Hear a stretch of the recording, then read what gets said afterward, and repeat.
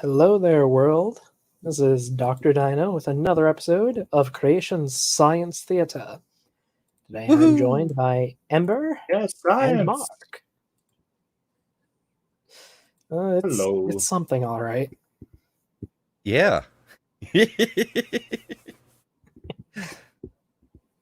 all manner of adventures. Yeah, how's you doing, Doc?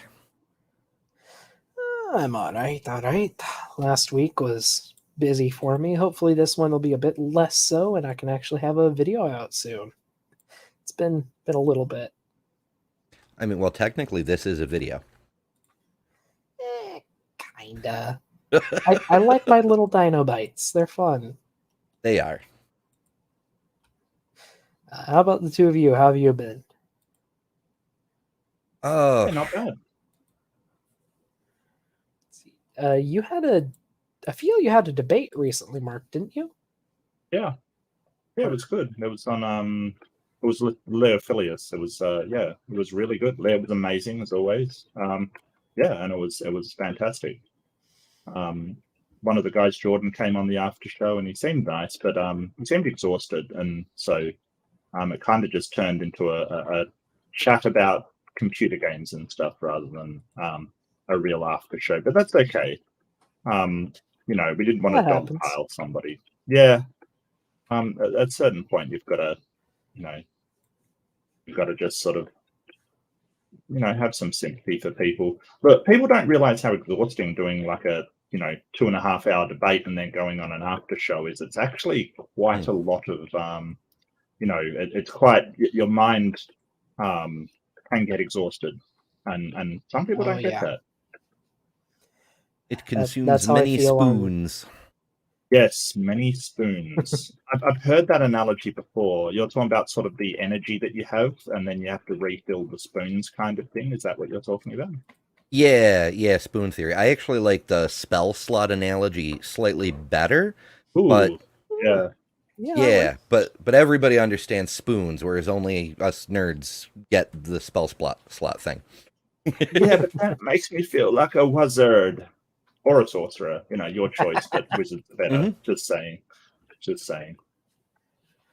Depends on the situation. So, no, get out of here. Like, so. Look, well, okay, sorry. I like to play druids, so.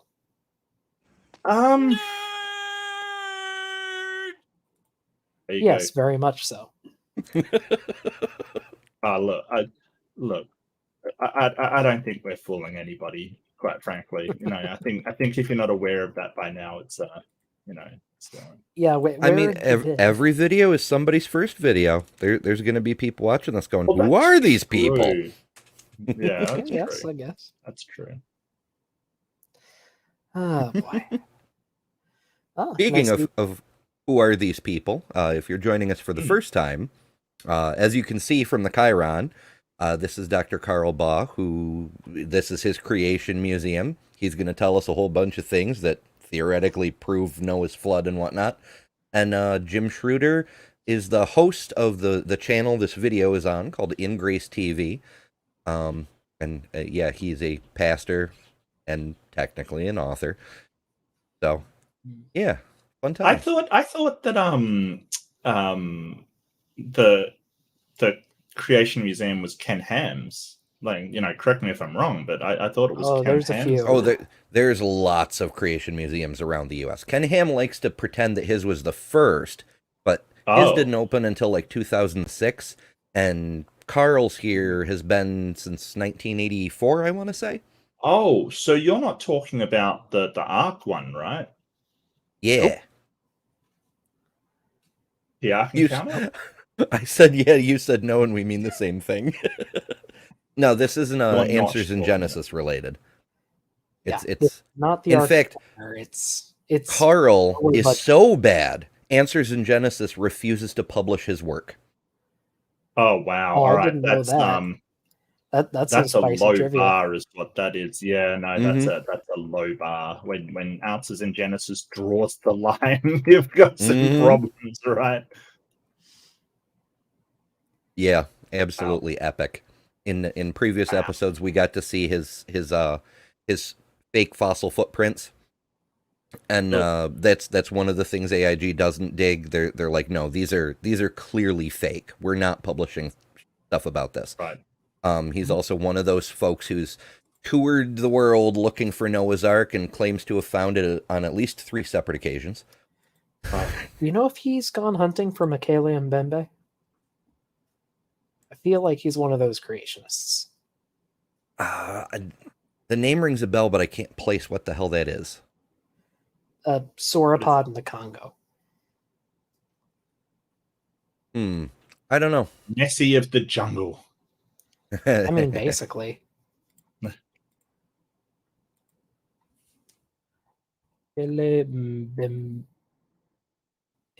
Al, I'm not sure who you're asking, but my meat brain is still meaty.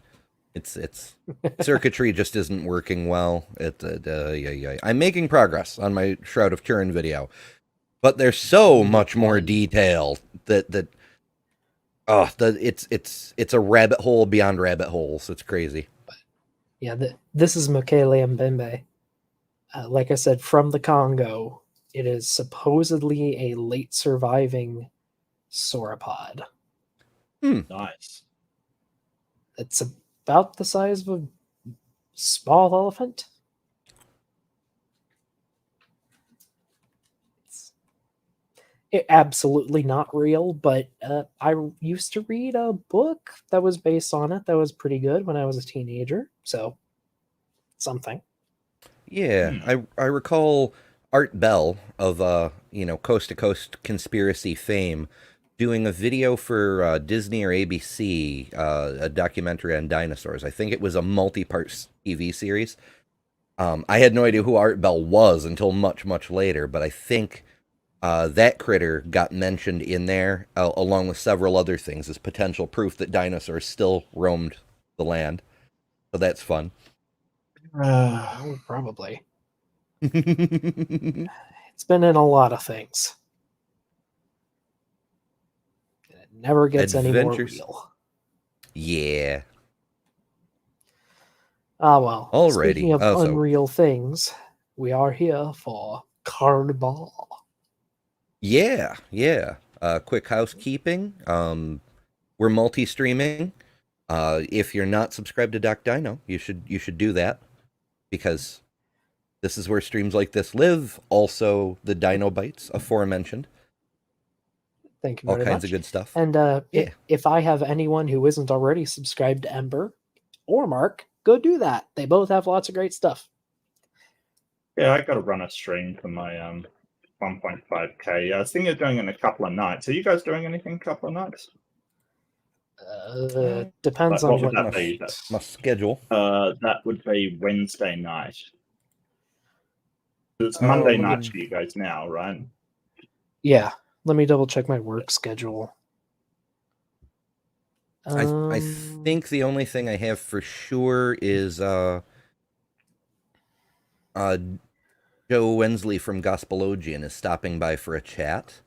I believe that's at 3 p.m. though, so I should be done by evening.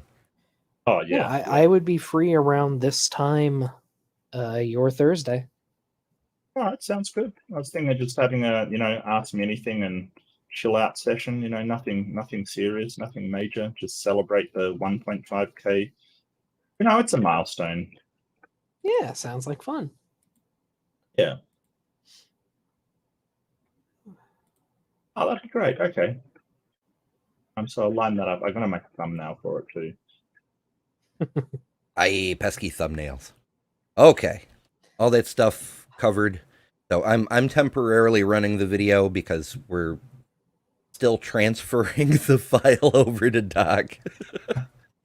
Technical difficulties, folks. Yes. Yes, our usual level of professionalism happening down here. That's what we do. And hey, we'll survive somehow. Yeah, probably. Yeah. Maybe. I mean, if Carl doesn't give us all an aneurysm anyway. He's been trying. Yeah. I'm not familiar with this man, and I've never seen him before. You're gonna wish it stayed that way.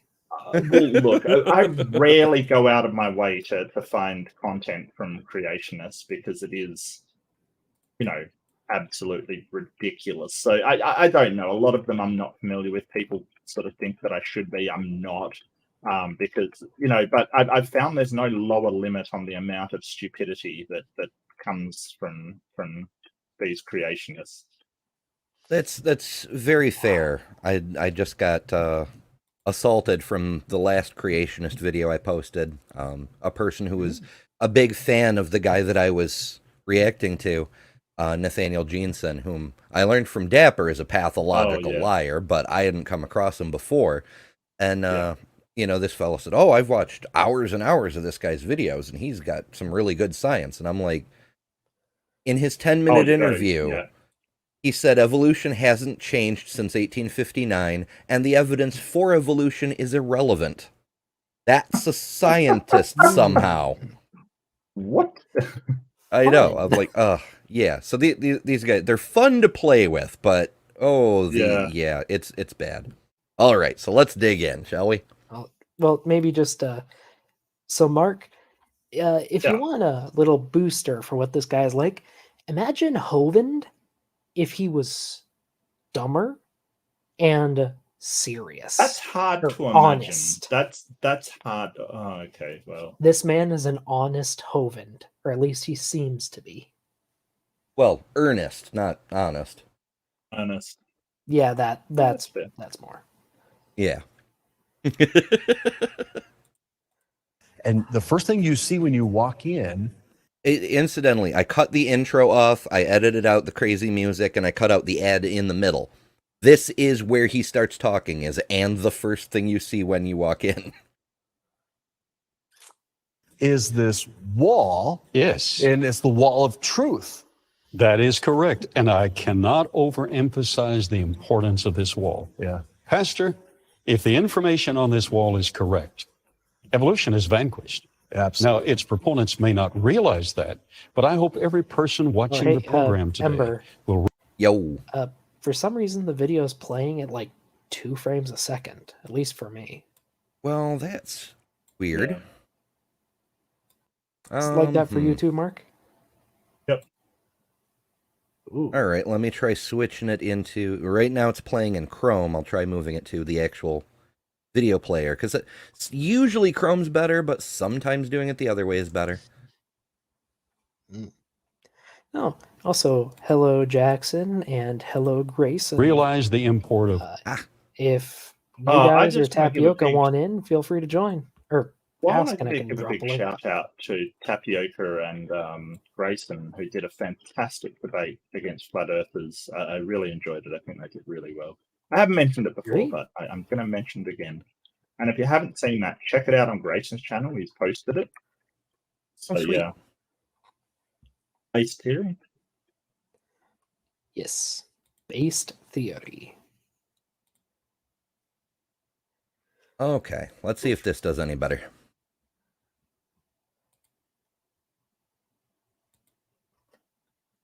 The video's playing, there's no sound. What?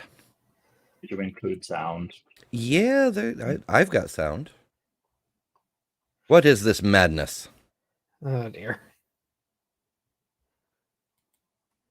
Like I said, our usual professionalism. Hey, we could be worse. Hypothetically. I don't know why it wouldn't be including sound. That's crazy sauce. Oh boy. Well, what can we do here?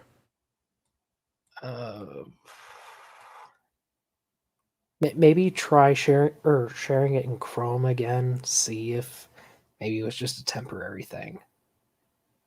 I know that you've been having some problems with the streaming UDP data coming Dr. through. Baugh, explain this wall. Nope, that's the wrong one. Yep, you're showing it in your...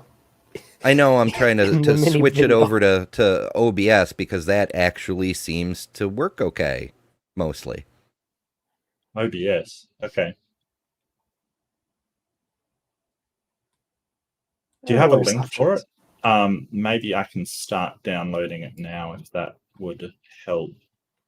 No, it won't give me Same the something to link until the upload is finished. No, Ah. I presume you put it up on Google Drive or something. It's transferring. I put it up before, and then I thought Doc had all 3 files, so I deleted them from Google Drive because I needed the storage space. But Doc did not. In fact, he only had the 1 file, so it's re-uploading. Adventures. And the first thing you see when you walk in. Oh, I Okay, hear let me- things now. I'll Okay, put you up as the main audio is visible good. thing. Yep. Okay, so we'll just play it from here for the moment. It'll be fun. You are the television ember. In is this wall, Yes, and it's the wall of truth. that is correct. And I cannot overemphasize the importance of this wall. Yeah. Pastor, It seems to be if fine the now. information on this wall, What's that? Seems to be fine now. Seems to be okay. Yeah. Yeah, OBS is powerful. Haha. I wonder, I could probably put my face on here too. I don't know. I don't want to mess with it too much. Okay. wall is correct. Evolution is vanquished. Absolutely. Now, its proponents may not realize that, but I hope every person watching the program today will realize the import of what you've come to point out on this wall, the wall of truth. And this is the geologic column. And this is what I love is everyone knows. It's totally truth. It's the geologic column made out of Of bricks. Yes, bricks of Yeah. truth. Yeah. I'm thinking see how this disproves anything, but okay. Yeah. I'm willing to hear him out. I'm just more than a little skeptical. Well, I think it's funny the way that they think that if the higher the confidence level, the more true it is, kind of thing. So they make these declarative statements that this is the truth, like calling it the truth, like somehow gives it's just weird. It's weird. In a way, it has kind of an opposite effect for me. Possibly Mhm. because I've worked in sales and such in the past, but it's like when the used car salesman says, "Let me be honest with you." You immediately know the next thing he says is going to be a lie. So Oh, yeah. calling this the wall of truth is like, okay, so it's literally the opposite of truth. Gotcha. Of this, and you can actually see it when you're driving around. You see different layers, right? Yes. And so you've recreated the different layers that are found all over the world. And in these layers, I can see things poking out Oh, hey, I know those that are formations. intriguing or folds and bends. The video they just showed? Yeah, I'm pretty sure I recognize the rock formations. I mean, at the very least, they showed it in a previous video. Let's see. There we go. Didn't want to risk skipping too far. Yeah, I'm pretty sure I've worked with this before. Neat. These layers, I can see things poking out that are intriguing or folds and bends. So I know every layer has a story. And so that's what this episode of In Grace is going to be about, is the story of this geologic column wall. Would you like to see the evidence that's represented in this wall? Absolutely, Dr. Baugh. That's why I came. All right. The geologic column is represented in textbooks around the world. And the geologic column represents the evolutionary concept of life developing over long eons of time on planet Earth. And so evolution is going to tell us that these were laid down a piece of paper thick at a time, and that would be like a year, right? And over all these... Anything but the metric system. Yeah, Ugh. not necessarily. It's highly variable. Yeah, some years there's a lot, some years there's a little, and it's not even necessarily by year. Like, oh my goodness, that's the worst possible analogy, I suppose. Well, not the worst. He could have used a banana as a standard of measurement.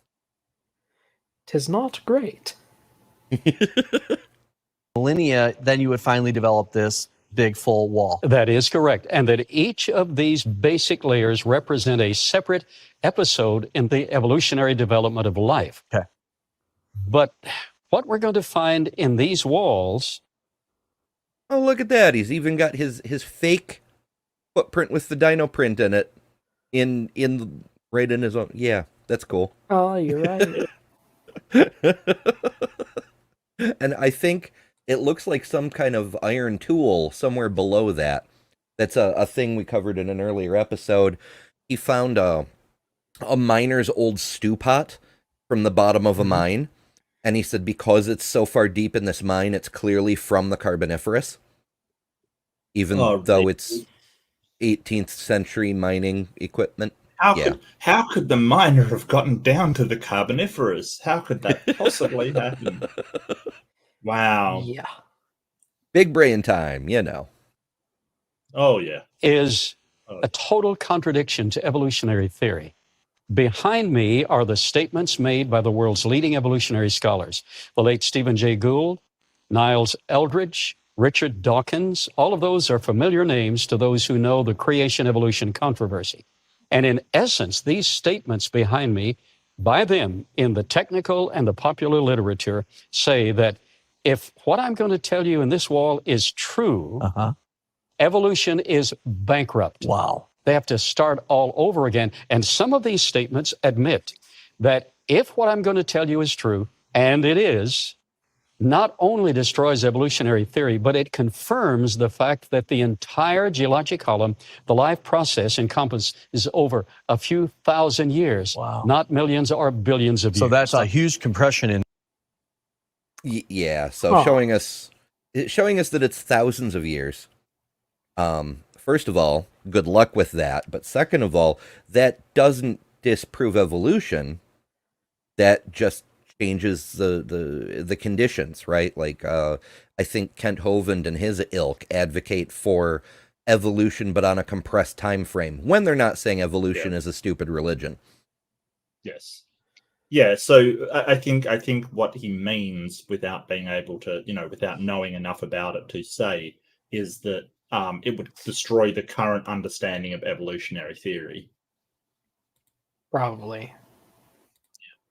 Yeah, like we can change the time scale and still understand the processes of evolution. Like that, he's confusing geological time with biological evolution. It's not the same thing. Like we've said many times, you can throw out the entire fossil record. We won't because, old bones are cool, but you could get rid of all of it, and we still have more than ample evidence for evolution being a fact. And also, I'm curious about that Dawkins quote he showed. Like, just what the context of that is. Because just showing a quote from Dawkins doesn't really mean anything. Oh, the way they like to cherry pick. Call the prayer number. I suddenly feel an inclination to call it up. I don't know why. So, some people did that on a previous stream. It was nothing special.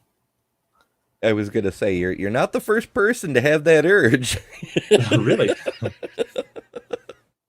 So nice that I know I'm normal now. December. Sure. No problem, buddy. In time, that goes back in history. If we find some out-of-place artifacts in these layers that they shouldn't be there, that will obliterate evolution. That's correct. Okay. I also just want to note how it's slightly weird that there's this big old stand-up poster with a picture of the wall right next to the wall. Like, we can see the wall, Carl. Yeah. A little odd. This Precambrian, which is assigned 600 million years, well, those years are simply assigned as if evolution had occurred. Right. That is in conjunction with the Cambrian, where life forms are first noticed. In this Precambrian, notice, Pastor, it's all jumbled in huge rocks, having been washed away. This is a global phenomenon that geologists and geophysicists have found, that directly above the... So the Cambrian is the global flood now? I'm confused. Sorry, nothing he just said was true. Oh, What? What? amazing. I'm also enjoying how he's confusing and or conflating geological time with biological evolution. Like, it's not evolutionists who've determined what these layers are and how old they are. We get the dating for the fossils from the rocks, not we say this is the Cambrian because we find X fossil in it, you know? But I mean, of course he's conflating them. Of course he is.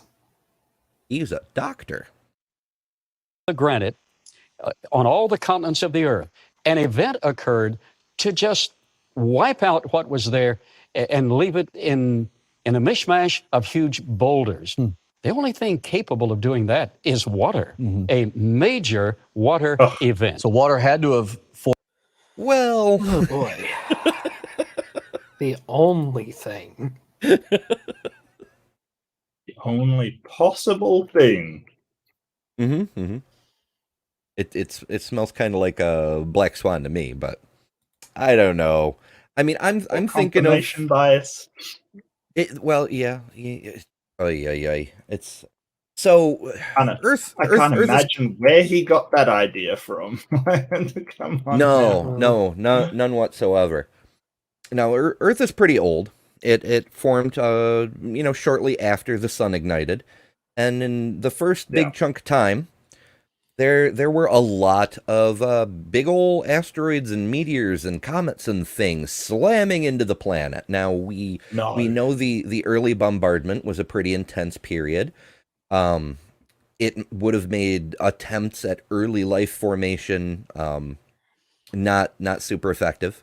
There would have been a lot of disruption. There would have been a lot of pre-proto life that got wiped out, which is how we know that the late bombardment, the early to late bombardment, that whole period, it was pretty much over within the first 500 million years of Earth's existence, because we have fossilized cyanobacteria from Australia, incidentally, that dates to just about 500 million years after the Earth formed. So when we're talking, could be wrong, but I think there's some in Greenland too. It's quite possible. But so when we're talking the first few geological layers, now the Cambrian is special because you get the Cambrian explosion in the Cambrian. That's when life really started to diversify. But the difference between the Cambrian and the Precambrian, part of what was slowing the development of life was just because the early bombardment period had ended, doesn't mean that there were no more impacts. Like, infamously, there was the Yucatan impact at the KT boundary. Like, that was a doozy. Yeah, we're still getting impacts every single day. Some of them bigger than others. There's videos all over the internet of fireballs. They burn up in the atmosphere most of the time, but not always. And every now and then, a big hunk of rock smacks down and ruins our day.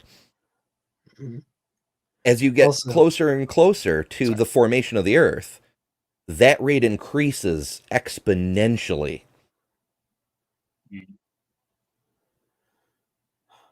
But sorry, I'm also seeing in the side chat, P-Town, stop calling Grayson religious. Come on, man. What's all this then? P-Town's calling Grayson religious. Well, that seems silly. Yeah, as far as I know, he's not religious by any definition I have ever heard. So just knock it off. Yeah, P-Town's been on sort of a gaslighting thing last time I talked to him, so yeah. Oh, fun. Gaslighting crusade.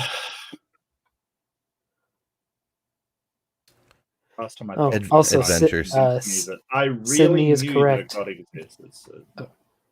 Just Sydney's correct. There's no rock hammer for scale on the wall. Yeah. How rude. How inconsiderate.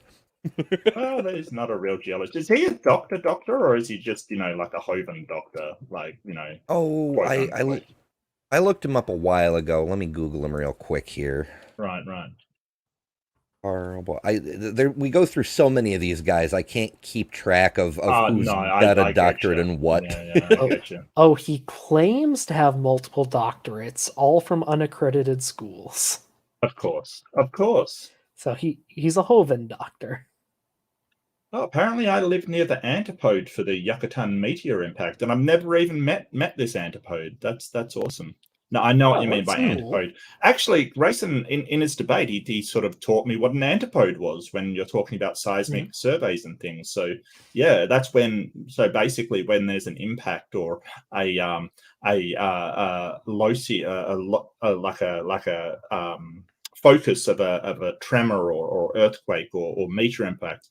The opposite end of the Earth, where all of the seismic waves converge, is an antipode. Yeah, it's good stuff. Yeah. It's similar to something. Another thing used in geology when we map rock layers, which is fun. Cool. Yeah. Oh, there's a geological equivalent of antipodes. I always thought of it like antipole, except it's not actually the pole. It's not the axis. Right. But if you were standing on a pole, it would be the opposite. Yeah, I know we have a couple of geologists in the chat. What's the projection? It's supposed to be a 2D representation of a hemisphere, and use Where's it Beamsy to. when you need him? Wait, am I actually wishing really. for Beamsy? I think I am. I mean, But you use it to chart lots of the love to orientation of rock layers, and you can also chart their. I'm not sure if antipode is the right word, but like their angle and direction minus 180 degrees. So like reflected across the pole. Makes it really easy to just identify where things are going. Helps when you're trying to figure out if you're dealing with like an anticline or a syncline. So if rock layers are bent upwards or downwards in an area. Yeah. All right. Stereograph. Graphic projection. Yes, that's what it is. It's a 2D representation of a hemisphere. all right. Sweet. Yeah. It looks like this.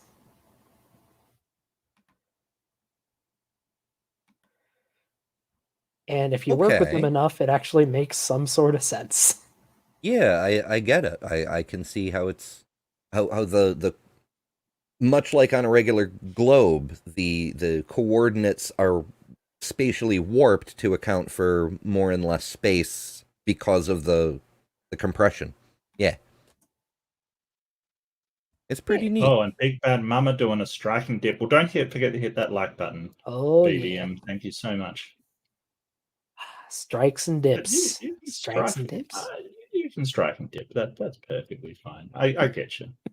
What do you think What do you think a strike and dip is? I don't know. Is it a candle reference? I have no idea. So, a strike is 90 degrees to the left of where the plane is dipping, and the dip is how much it's dipping. It follows what we call the right hand rule, where you put your hand on top of the line with your fingers pointing downwards and your thumb following the course of the line. It's like where it intersects with the equator, you could say. Oh, okay. Well, there you go. Learn something new every day. I thought I meant like dip as in leave. Here we go. So for this, the strike is 100 degrees from north, and it's dipping 40 degrees down. Oh, there you go. Okay, cool. Yeah. Yeah, that's trippy. Look, geology just warps your mind in all kinds of ways. Fair enough. That Speaking explains of a lot warping, of the geologists in it. I looked up Carl on creationwiki.org. It's a Nice. wiki for all the various figureheads in creationism. Turns out Carl was the original host of Creation in the 21st Century, that show that keeps causing me problems with fake copyright claims, but that's a whole other deal. I don't know why he got fired. He just was. He graduated. He's a graduate of theology, whatever the fuck that means, from Bible Baptist College, 1959. He got a Bachelor of Arts in 1961 from Burton College. I may look that one up to see if it's a diploma mill or not, but a Bachelor of Arts I'm not too worried about. A Master's in Archaeology in 1984 from Pacific College of Graduate Studies. Oh, And a Doctor of Philosophy and Education in 1989 from the same school. And then he got a Doctor of Theology from Louisiana Baptist University in 2005. So that one might be real insofar as it's a religious degree from a religious institution. Right. Yeah. Still, my BS detector is going ding. Yeah. So that's fun. Form the Precambrian layer, and you're finding this layer all around the world. Finding it all around the world. What does that sound like? Oh, it sounds like there was a flood of global proportions. But in these there were rocks in the world, all around the world, during the Precambrian era. In fact, I dare say the Precambrian epoch, the time before the Cambrian, there were rocks all over the world in that time period. Holy crap, guys. Prove it. Rock don't exist. rocks in the Precambrian, assigned an age 600 million years, are tiny little bacteria necessary to digest the food even in our stomachs.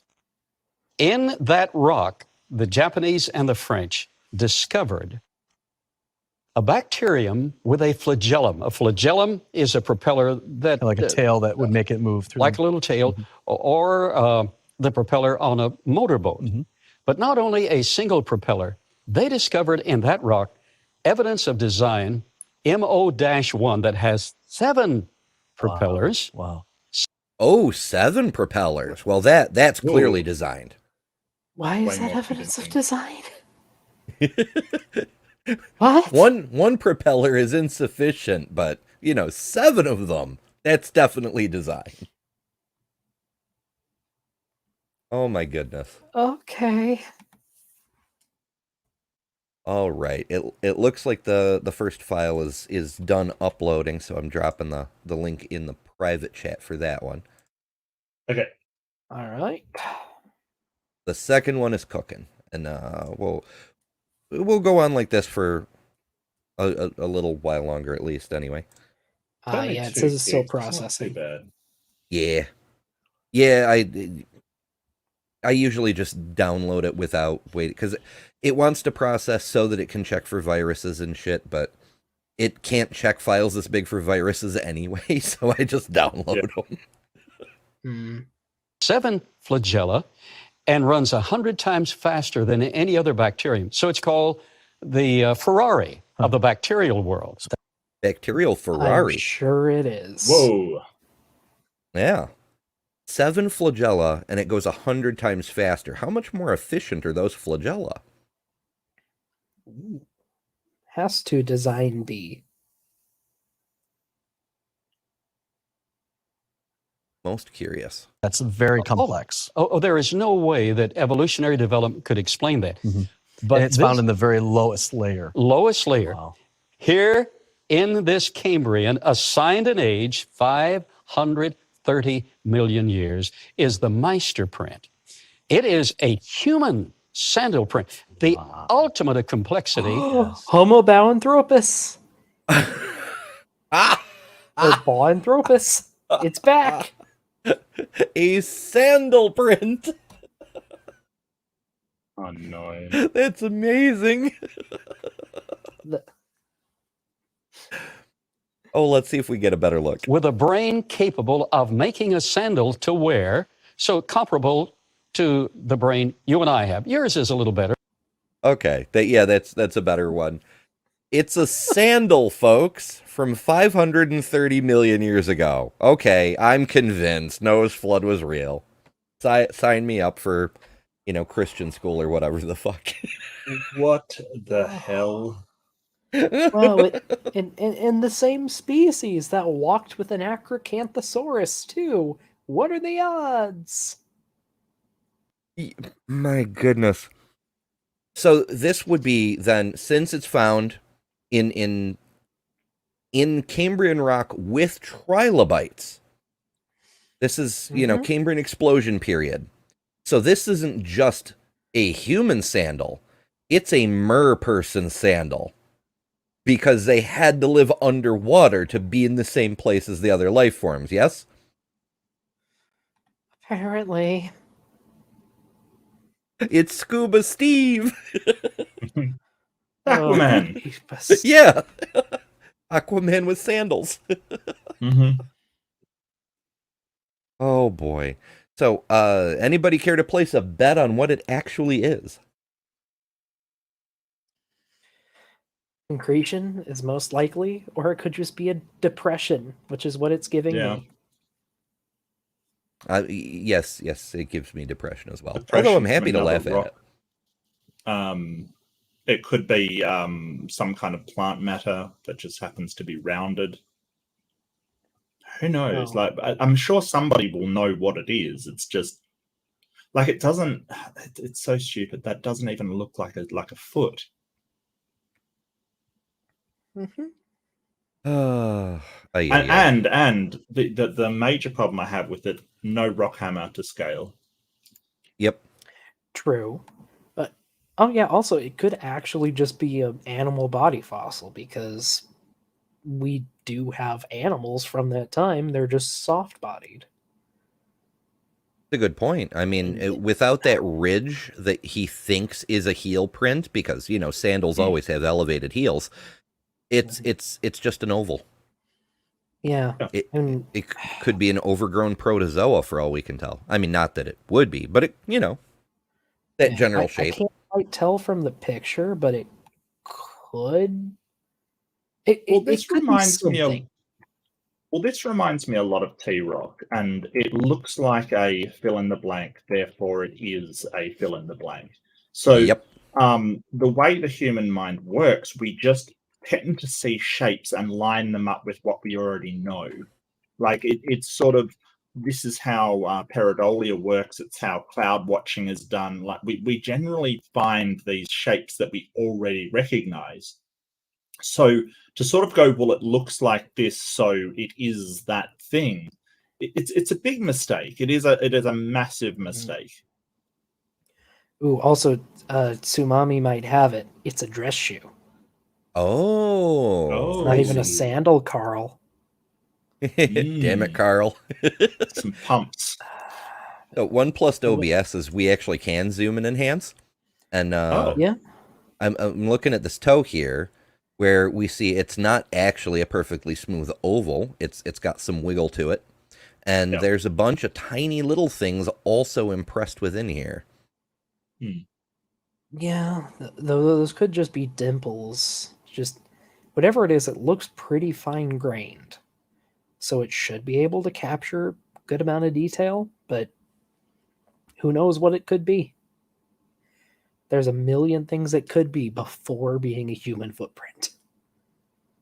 I mean, when you've eliminated the possible, whatever remains, however dumb, must be how creationists see it. That's how that phrase goes? Something like that, yeah.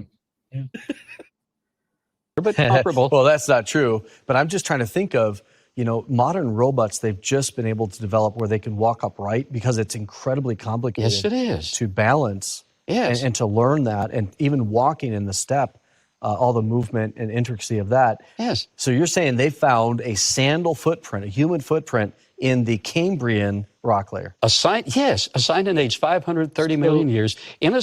Haven't we had upright walking robots since, I want to say 2012? I think they mean bipedal. I could have sworn we've had those. They weren't graceful, but I could swear I saw them on like National Geographic. Yeah, you're probably talking about Asimo, which was the Japanese one, the little white guy, which sort of, yes.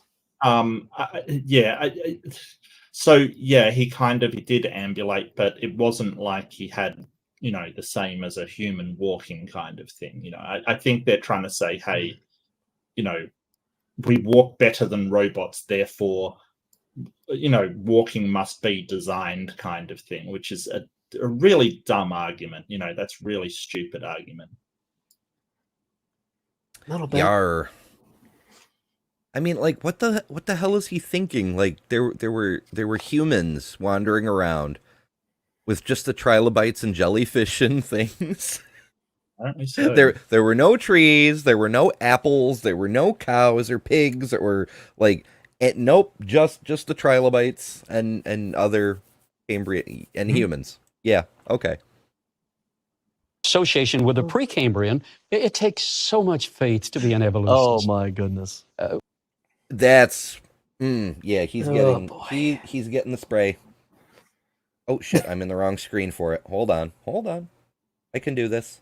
I can now I gotta turn I gotta turn the video back on. Let's go to the first thing you see when you walk in curses. Is what this have I done? Wall. Yes. And it's the wall of truth. That is correct. And I still believe in you. Like 3 or 4 minutes in. Yeah, about that. Let's get to there's the bacteria and the footprint, and then he goes back to, yeah, now he's touching the footprint. And okay, that's about where we were. Now I just gotta add my thingy. Where the hell is it? P3PO was way earliest. Yeah, well, yeah, technically you're not wrong. Okay, let's try this. We don't see Tsunami. Was Tsunami there? There we go. Tsunami was in Ember's Totally worth the wait. Totally worth the wait. Oh. Yeah, because we're multi-streaming. Yeah, and I was considering it, but just I think I don't want to draw the audience away from you. I want you to have some audience. Please have audience. Grazie. But is fine. This is a theater. There's plenty of room. That said, I think this is the highest population one we've had in a while. Does that make you an actor? I love the Patrick Stewart. I am an actor. I love that so much. I am something. Oh shit! It could definitely be called a thing. Oh, I misplaced the damn thing. I used to have a graphic on here of young Tarzan Patrick Stewart, but it's not on my board right now, so I don't know where the hell I put it. Patrick Stewart played Tarzan? Something like that. It's young Patrick Stewart in a loincloth, and he's like all buff and shit. Yeah. Patrick Stewart was a hot man. Yeah. Well, I mean, he still is. Let's face it. But I don't doubt that. I just didn't know he ever played Tarzan. I'm not sure if it was Tarzan. It just looks like a similar outfit. Like creation science. It looks like a maple leaf. Oh god. Yeah. If it looks like it, it must be that thing. Exactly. I'm not even sure where the hell I would have saved the file. I have it somewhere. I don't know. I'll look for it another time. It's fine. But yeah, he was saying how it takes an awful lot of faith to be an evolutionist when he's pointing at a stone oval and going, "Oh, it's clearly a sandal." Clearly. Wow. Sandal. Well, I mean, and that brings us back to, P-Town in the chat and things like that. It's sort of, they kind of accuse us of doing the same thing. And it's sort of, it's so disingenuous. It really is. You have a religion and you just believe it because of your religion. No, definitely not. I find it very disingenuous to sort of say that. Sorry, P-Town, I do. Yeah, it's Well, I mean, it's a problem on multiple levels because first of all, it shows a tremendous depth of misunderstanding, and you could argue a deliberate attempt at misunderstanding, a refusal to understand. But also, it shows that you understand you're in an inferior position intellectually and epistemologically, even ontologically, and so you have to try to drag everyone else down to your level because you understand you're in a bad place, instead of trying to improve your own position. It's hilarious because half the time I'll be right arguing, back. I gotta blow my nose. Yeah, sure, man. Half the time they're sort of saying, "Hey, we've got the real science," and half the time they're saying science isn't real. It's this weird sort of, I don't know, almost a desperation to sort. Yeah, no, I think you're right. I think you're 100% right, Amber. That it's sort of, oh well, religion doesn't have much credibility. Well, we've got science, but science is wrong. Like it's just it's weird. It's weird. Yeah. Yes. Okay. It says we've got 4 minutes left on the other part. Not that we need the other part for right now, but it's coming along. Okay. All the farmers are harvesting. All of the farmers are harvesting soybeans right now, and it. Ugh.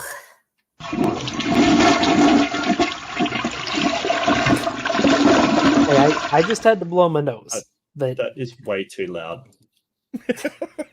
Yeah, the farmers are harvesting soybeans right now, and it's my nose hates it. Is that hay fever? No, it just sucks. Okay, all right. Well, I'll take your word for it.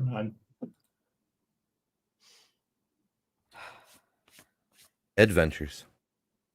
Wow. When the facts are exposed, these are difficult days for evolutionists. I used to be an evolutionist, but Oh, I'm sure you did. I mean, the level of sort of self-deception you have to get into to say, oh, and I've heard it before, like people going, oh, the more we discover, the more that these evolutionists, are wrong. And it's like, I'm sorry, you're serious? It's sort of, I don't know. I can't say it any other way than sheer self-delusion. Like you are just trying to convince. I don't know. It's weird. I'm reminded of a thing Icarus said yesterday, I think. I used to be an evolutionist like you, and then I took a religion to the knee.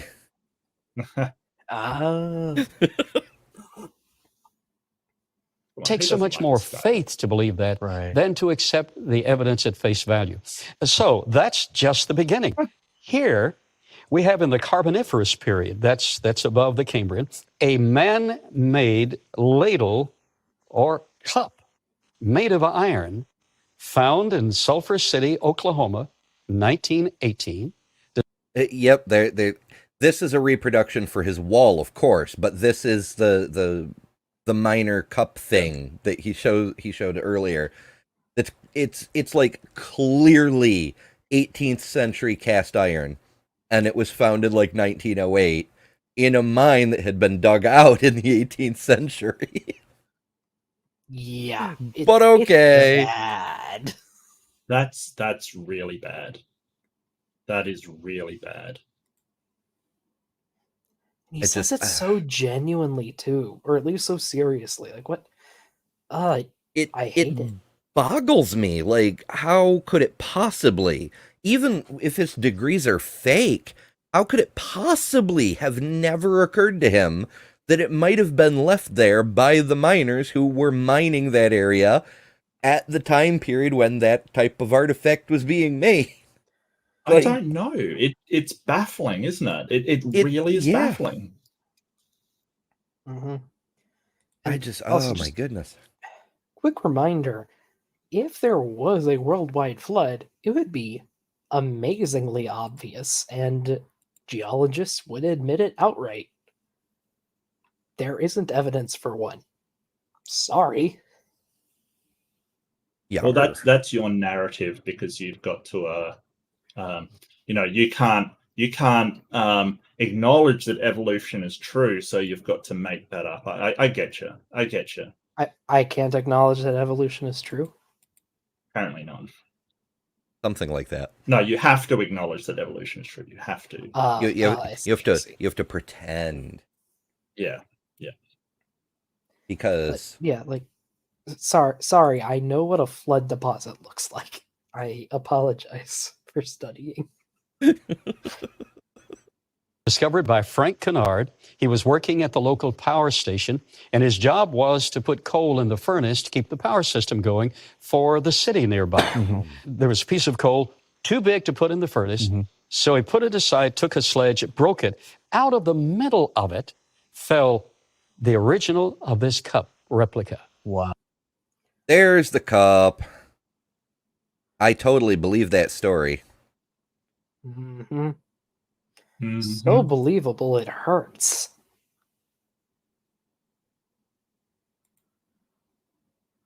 Plus, who's to say that mud didn't sort of congeal around the cup, kind of thing? Like he says, it was in a rock. Is that what he's saying? He says that it was an inclusion inside a lump of coal that was somehow too big to throw in. And so the guy broke the rock, and inside the coal was this piece of iron. Yeah. Somehow. Probably right next to a great steaming lump of bullshit. Yeah, no, I gotcha. I bet you it was just in like a ball of mud. And Yeah, he just said yeah. it was coal because it's in a coal mine. The mud's gonna be black. Yeah. I'm skeptical there was even a ball of mud or anything. I think if there's any truth to the story at all, the metal thing was in with the regular sized bits of coal, and the guy went, "Huh, what are you doing here?" And then the story grew. But probably not even that. Well, the problem also, and I mean, I don't want to really cast aspersions. I don't know who's involved and what's happening, but there's a problem with the how fast creationists believe their confirmation bias. I read about in South America, there was a lot of farmers making money off doing these Incan carvings with dinosaurs on them, right? Because the creationists would just buy them, so they would just carve dinosaurs, not very accurately on these carvings. Say they were from, ancient Mayan carvings, and they would just snap them up, kind of thing. So, I can imagine somebody said, "Hey, I found this in a coal mine," and a creationist went, "Oh my God, it's evidence of this," and wanting to buy it, and he's like, "All right, well, I'll charge you, this much for it." But the inclination is to charge a lot because that person is obviously a sucker. Yeah. And motivated. And it's interesting that you Right. mentioned that, because we saw in episode 1 elsewhere in the museum, that's exactly what has happened. Is he's got a whole bunch of ancient Incan carvings, Yep. with dinosaurs on them. How else do you explain it? I bought it from a very trustworthy fellow in Tijuana one day, Yeah. Very, very, very trustworthy. Yes. And the funny thing is, a lot of them are artificially aged. They do something to make them look older. You know what they do? Put them in feces or something. Close. They rub them in chicken shit. Yeah. Sweet. And it stains the stone. Yeah. So like they are literally, like, both metaphorically and literally just full of shit. Like. Mm-hmm. It's great. Fantastic. Absolutely fantastic. Oh. And this is assigned an age, mid-Pennsylvanian Carboniferous, assigned an age 395 million years. Now, wait a minute. Evolution is bankrupt. It is. The potential to make a Bankrupt? We're not the ones buying fake artifacts, bro. Yeah. Mm-hmm. ladle or a cup of that dimension at the same time coal, assigned an age 395 million years, totally destroys evolutionary theory. I mean, that's man-made. We all know that's man-made. No question. You're finding it in a layer that's supposed to be that old. That tells you there was a man around, and it wasn't that long. Oh, They're so close. but not at all anywhere close. Mm. So Yeah, close you to I love find- we can just get tiny snippets of the music creeping through. Yeah, the music removal wasn't perfect. It's it happens. The music you was missed out, so Mark. loud in so many parts. It's so loud and so cheesy. Yeah, Like it's trippy. It's like Well, I mean, film you've gotta students' have- first foray into drama. Well, you've got to have triumphant music if you're destroying evolution. Come on now. Come on. You've got to, right? It's true. This is like the epic moment of Jim's career. Right, Even- right. How else are they going to know it's been destroyed if you don't have, epic music? Also, I'll be right back again. Feel free to continue. Okay. Poor Doc, he's really suffering, hey? Like, I can't stand it. Blow hard, Doc. Blow hard. Yeah, we need to FedEx Doc some Benadryl or something. Yeah. I don't know. Absolutely. Benadryl makes me sleepy, but then I drink even more coffee. In fact, once upon a time, I worked at Walmart, and it was so dusty in some parts of the facility, I had to take Benadryl just to be able to breathe, and then I had to take Yeah. caffeine pills to counteract the Benadryl. Okay, so uppers and downers kind of thing. I think you've got Yeah. a problem, Ember. It was I know you're awful. Knocks It's me like, out. yeah, it was like my brain felt like it was wrapped in plastic the whole time I Wow. was there. It was not great. Mhm. But yeah, no, I didn't need to blow my nose. I brought tissues back with me. My earbud's dying, so I gotta swap it out. Aha. Unless like you guys this want an story. echo. Echo, echo, Sorry, Neko? echo. Oh, echo. Gotcha. I could Yeah. probably make a sound effect for that. I don't know. Not right now, though. Well, there was a man around, or maybe maybe the assistant, the lady in the lab was the one who. Wow, that means Wow. evolution has vanquished. Exactly. So we've only gotten 2 layers, and evolution's already destroyed. So let's just. That was the Where commercial is break. Buckaroo? Yep. We haven't figured out how to use our capacity to reason enough to figure out coal miner dropped the thing in the place where the coal miners were working. Nope. It clearly it's 500 million years old. I'm sure they ran it through an MRI and that gave them the carbon dating result or some shit too. Why not? I mean, Yeah, I mean, if we're just making shit up, why not? Drive the nail in. Here we have Permian rock from West Texas. And according to evolutionary theory, this is 225 to 256 million years old. But according to that same theory, man didn't appear until a few hundreds of thousands of years ago, according to evolutionary theory. But even hundreds of thousands are totally out of kilter with the truth. So, Well, I mean, okay, so this is one of the areas where he's really pushing the limits of his own false dichotomy, because he's laying this out as if it's either evolution or creation, as if he could disprove evolution, that automatically makes creation true. But he's using evidence that's way, way, way older than the Earth could possibly be if creation was true. Yep. So he's trying to get it both ways here, and that's kind of fucked up. AM Coffee, back in the 1950s, discovered a trail of 9 of these footprints and a few of these smaller ones adjacent. Pastor, that has a great toe, second, third, fourth little toe, metatarsal arch, the ball and medial section of the medial arch, and the bulge and the lateral longitudinal arch. Only mankind can make that track. Well,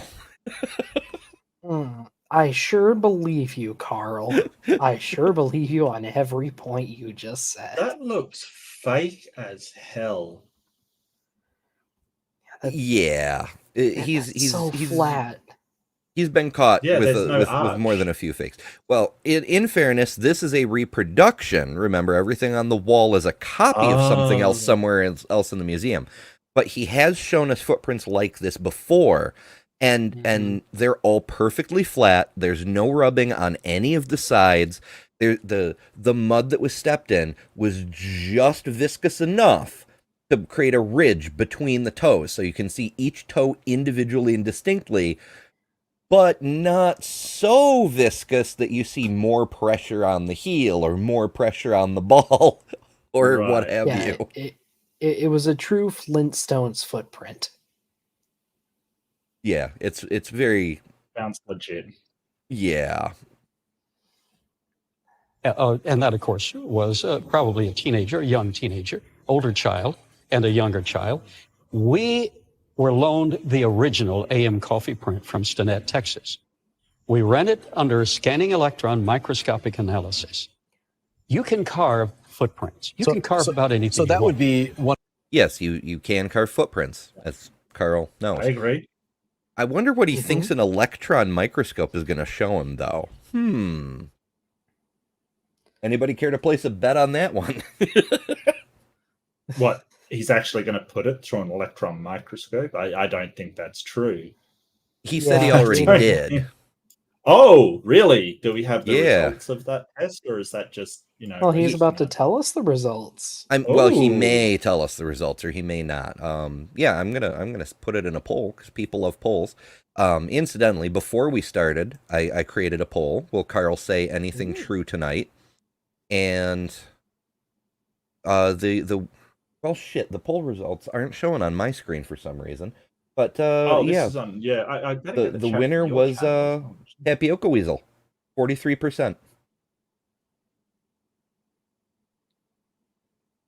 Okay, let's start a new poll. What did Carl's electron microscope see? Was it aliens? Was it Bigfoot? Because it's a Bigfoot, haha. Was it Gigantic proof because of it's- Noah? Or Ooh, was true. it what should be the fourth option? Well, is Bigfoot giants? Because I think it'll show giants.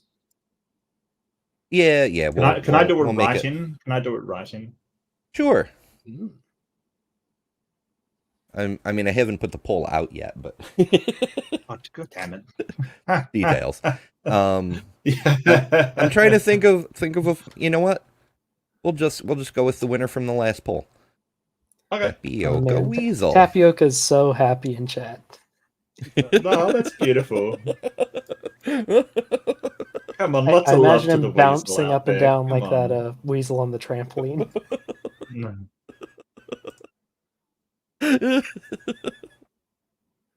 Every poll should include a Tapioca Weasel option. All right, let's see what if Carl actually even tells us. One of the problems with some of the footprints that a few had been carved or had been faked. But when you do the scan of this, what you're looking for is a carving wouldn't have compression of that mud. You are right. You could actually tell it was carved. Oh, very definitely. So what did you find? We found the compression density underneath and the movement of the foot, beginning on the outside, a transfer of the weight, and forward. Wow. Right. Wow. With an electron microscope, he saw the compression underneath the fossil. Yes. Right. That's definitely how that works. So for anybody not familiar, an electron microscope, it shoots electrons at a thing in order to create a three-dimensional image of stuff that's a little too small for visible light microscopes to show us. It does not see through walls and shit. Are you sure? I don't know. Carl's a very nice old man. I'm sure he'd never lie.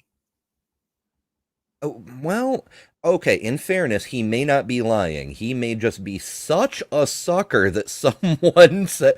I mean, in a previous video, he showed us an electromagnetic field generator that hooked up to a wire.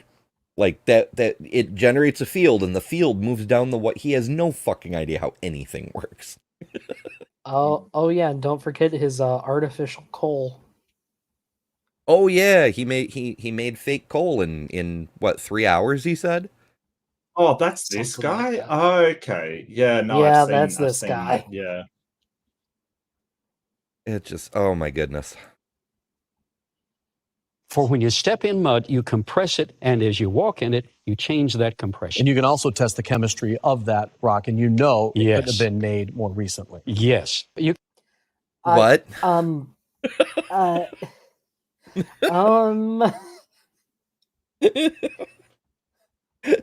Doc, do not tell with us an about electron microscope. how if I gave you a piece of granite and then I gave you another piece of granite, could you tell by the chemistry which one was the older piece of granite? Well, granite, yes, if you let me do an isotope analysis. But with sedimentary rocks, it's a little more complicated than he's letting on.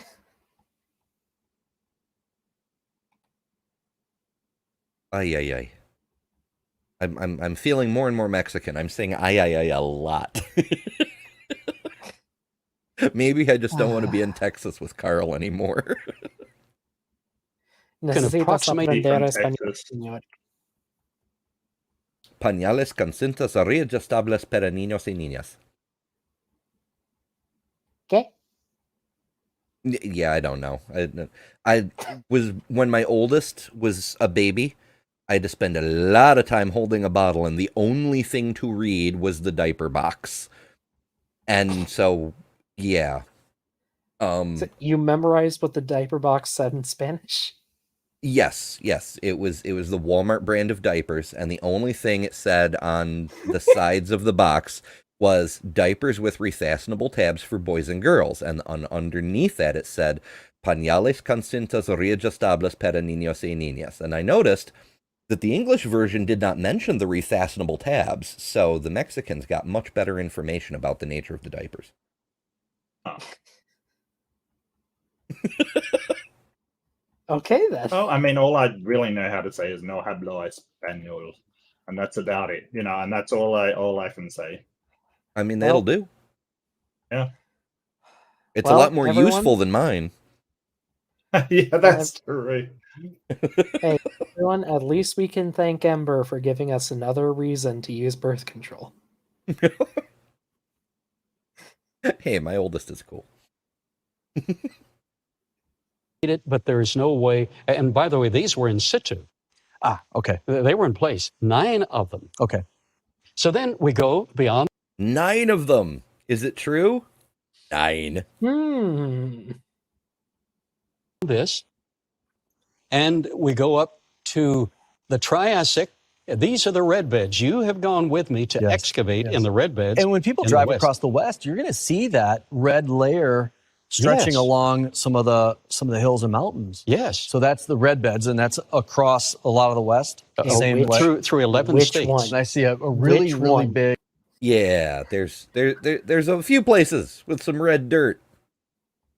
Mm. They're see real not red all dirt? Triassic.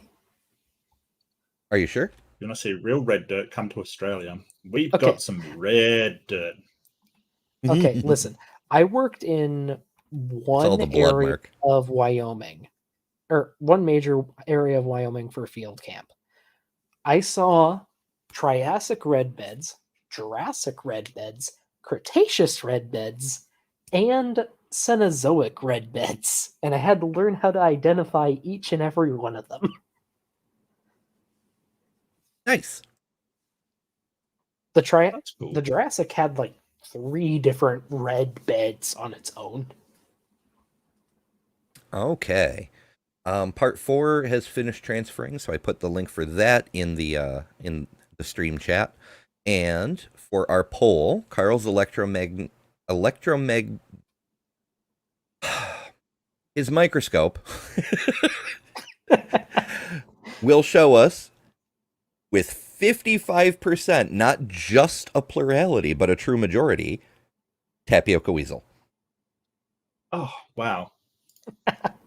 Who would have seen it coming?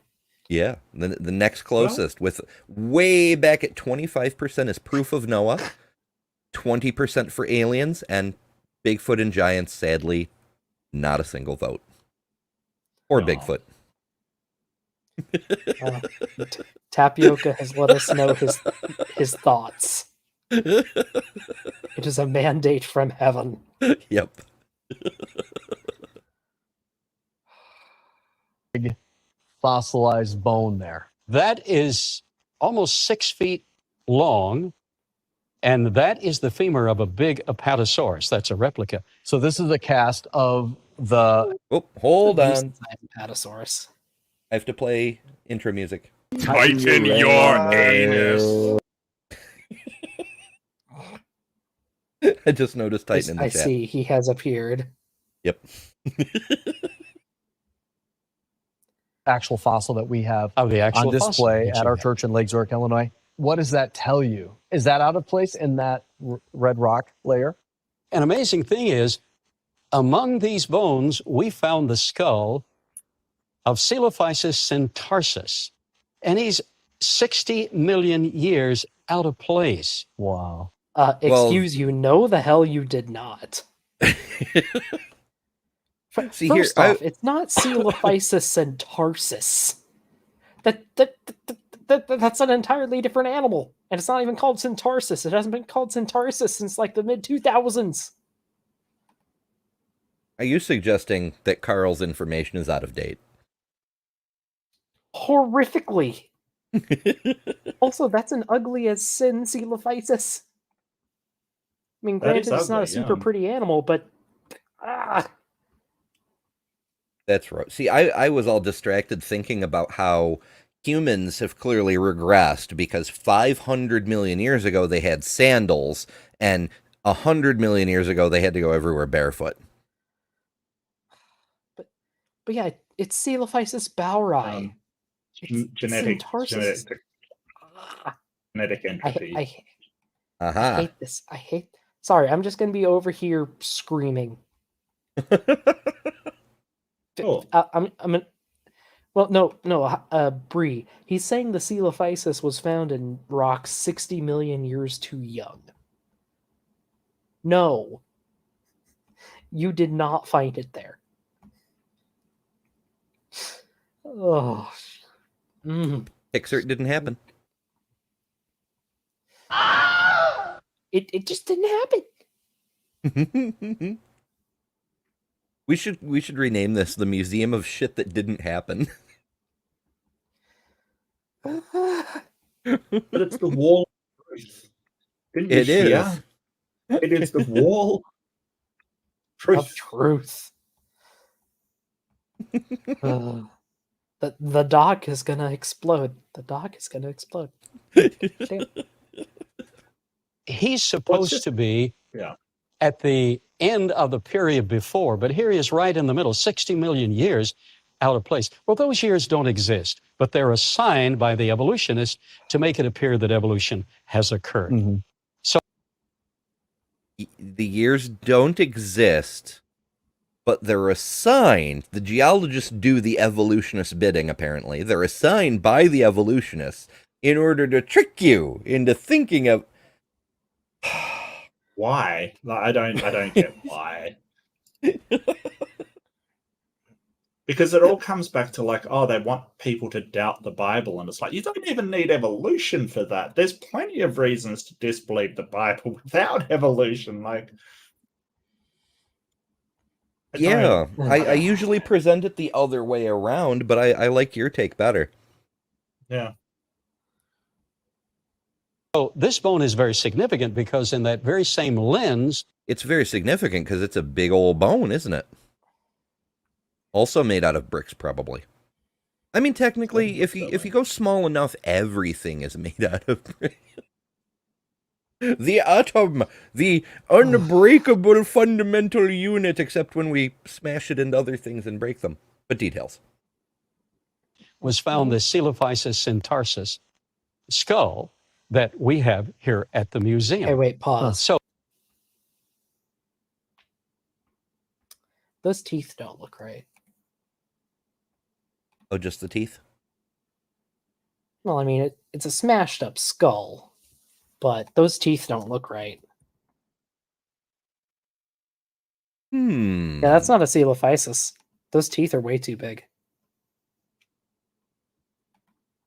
They're way too big, and Coelophysis teeth are shorter, and they don't have as much recurve. And they're actually tiny compared to the skull. That would make more sense from the models that he showed before, because it's almost bird-like. It doesn't have a beak, but it's got the same sort of snout shape.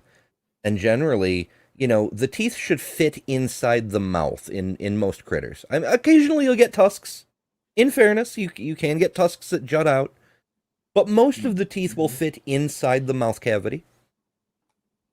Yeah, here, I found a replica.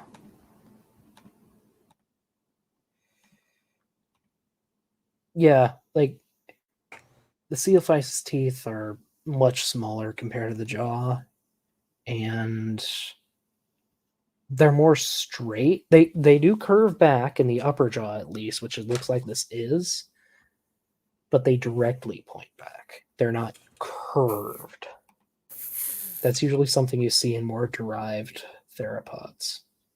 Could this be a, you know, just playing devil's advocate here, could this be a juvenile? Because the skull is so short by comparison.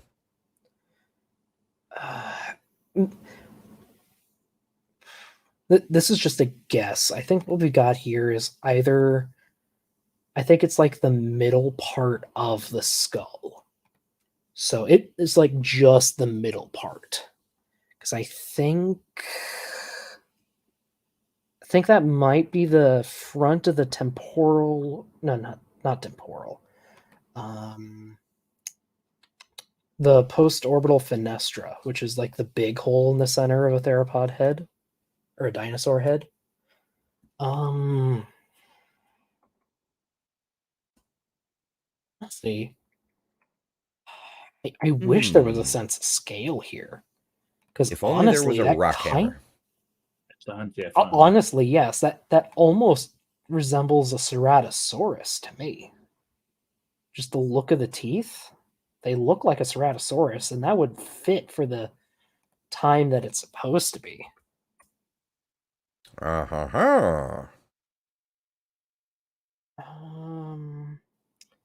Possibly also a fragment of an Allosaurus jaw, but it's so fragmentary, it'd be really hard for me to say without having it in my hands. But that doesn't look like a Coelophysis. I think he's just saying it's a nice fragment, but I'm not sure I'd be comfortable diagnosing or like identifying it unless I got a really good look at it. Yeah, through video is especially relatively low quality video. It's really? not the best way to do it. I just thought you looked at stuff and said, "Hey, that's what it looks like, so that's what it is." That's what I thought. Yeah. Oh, it's people are saying the teeth are pointing forward. No, so I think like the skull is looking to the left. So the teeth are curving back towards the rear of the jaw. That's how basically all theropod teeth are, except very, very special cases. So this poor creature died in the very first dance move of Thriller.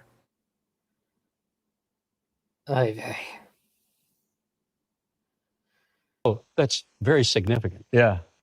So we continue, and in this Cretaceous, here is a hammer. Oh.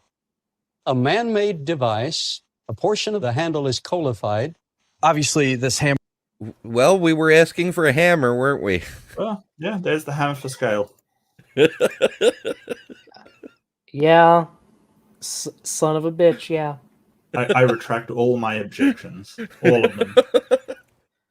Also, just to the right of it, we can see it's blurring out of focus, but it's a pot with a one of those carved dinosaurs on it that we were talking about moments ago. Mm-hmm. Oh, Yeah. and like some kind of handprint on the left. Maybe I don't. It looks like one to me. All right, let's hear about this Cretaceous hammer with the coalified handle. It's hammer time. Yes. Hammer is man-made, right? Obviously, yes. So, but this is in Cretaceous, yes. which is way before man should have been around.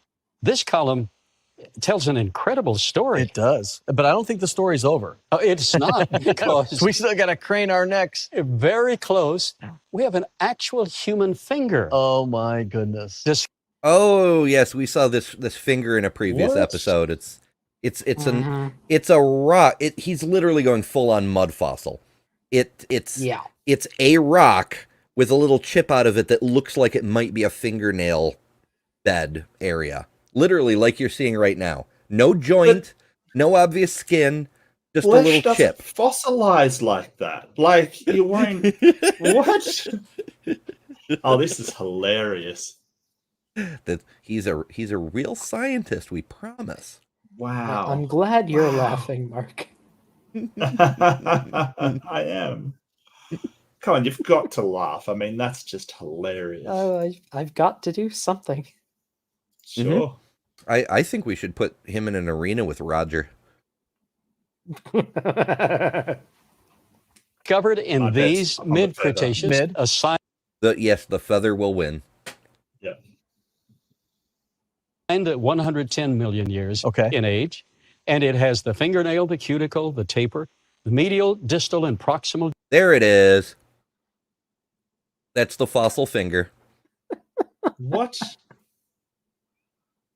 joints. Also, I love how he just slaps Bowanthropus on everything that he says is a prehistoric human. Like, wow, you are one conceited bastard. Mm-hmm. I mean, For anyone who's there's even curious- Go ahead. there's cracks in his finger rock. Like there's fault lines, fissures, whatever the fuck you call them. But also that name means it literally means Baugh's human. Because Homo is human, Anthropus is human. So it's Homo Bowanthropus, Baugh's human. What's your point? I don't understand. What's the problem? It's a horrible species. It's a horrible name. I mean, of course it is. But also, did you expect Carl, with all his many advanced degrees, to have ever studied scientific nomenclature and know how it works? Oh, you're right. I forgot about his many degrees. Cartilaginous ligaments found in the same rock layer with these dinosaurs that we're excavating and the footprints that we're excavating. Pastor, evolution is bankrupt, but it's a matter of the heart to accept the truth. The matter of the heart. Yes, that's how we evaluate all our scientific evidence. We evaluate it with the heart. Oh, how sweet. Let me puke. What are you talking about? That's how we came up with germ theory, you know. There were germs in the heart. Okay, fine. Titan, I'll give you gorilla, but at least it's funny because the subspecies for one of the gorilla subspecies is just gorilla. That's funny, at least. I still like this bear, isn't even bear. Funny bad. It's just bad.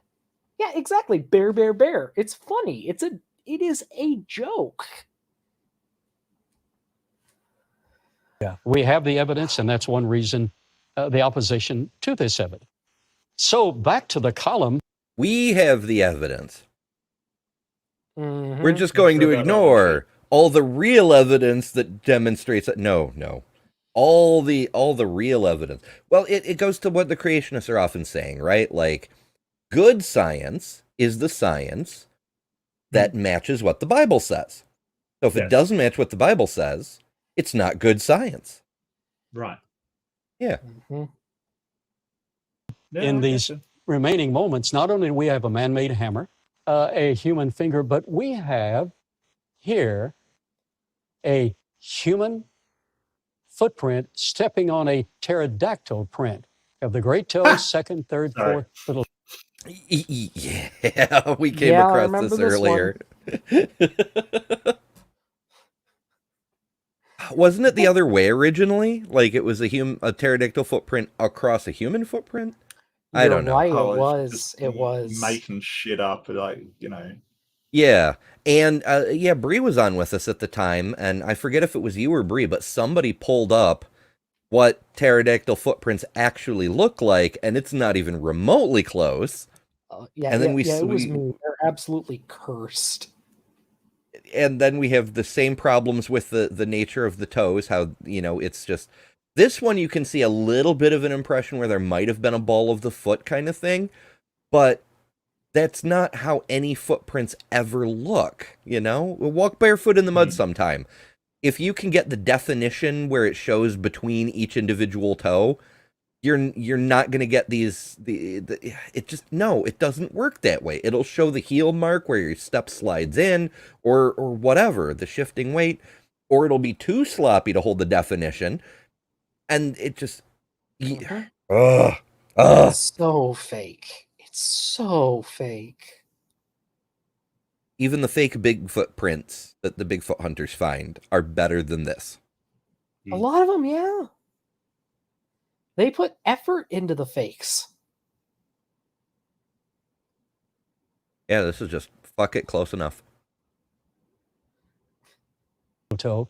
This is the O.W. Willett track, and it is stepping on a pterodactyl print. I'm assuming then, if you're concerned of somebody that would fake these, that you've also scanned this, or do you have this? We've had this two separate laboratories, independent, certified laboratories, spiral CAT scan this. Not only was the human track shown with the compression underneath, but even the pterodactyl print shows the movement of the hallux, the spur area. There's that it's like a duck but elongated, because that's totally how pterodactyls were. What the hell? Yeah, it's a big duck. That's what's going on. And yeah, the spiral CAT scan thing, that shows the compression underneath. Because if you were to, say, take a fake foot shape and plop it into cement, that wouldn't compress underneath where you're pushing into the cement either. Yeah, it's fine. Source, trust me, bro. And the webbed forefoot pressure. Wow. So everything's perfect about that. Yes. It's real. It's real? Yeah. But it's out of place. Yeah. I mean, it's real insofar as it's made of matter and physically exists. I'll give them that much.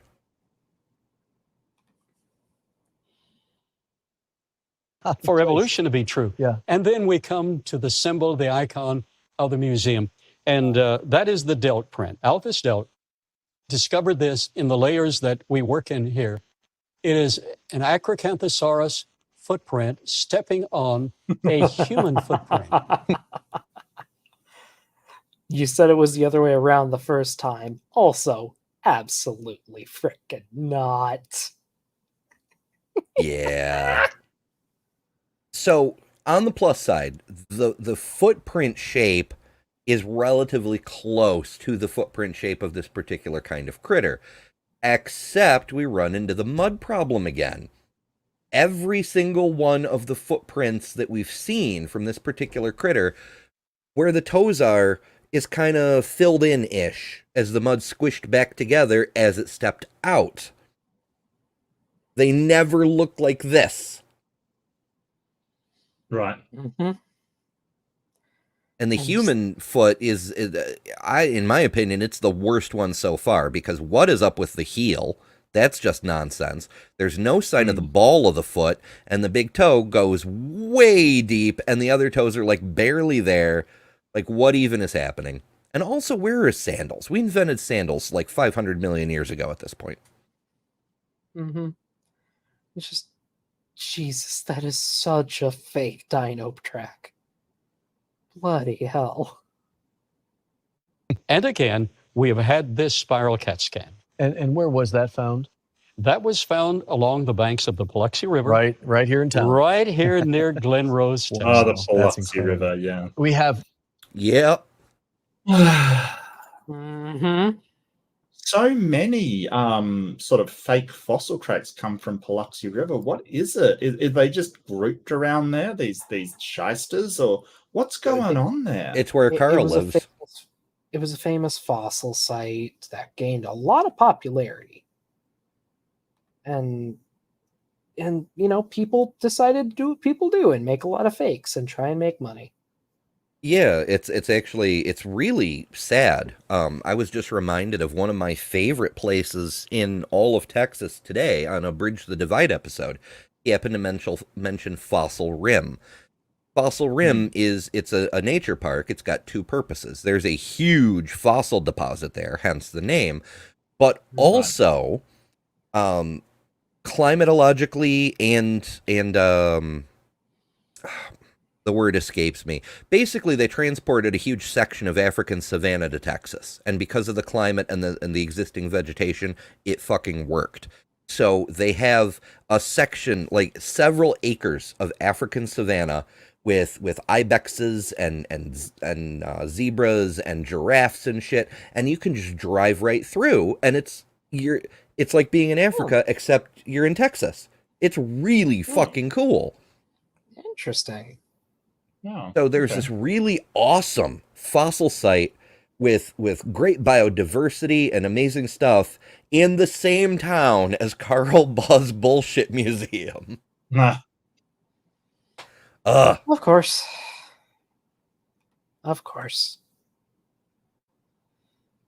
and tremendous evidence here that there was a global catastrophe. Yes.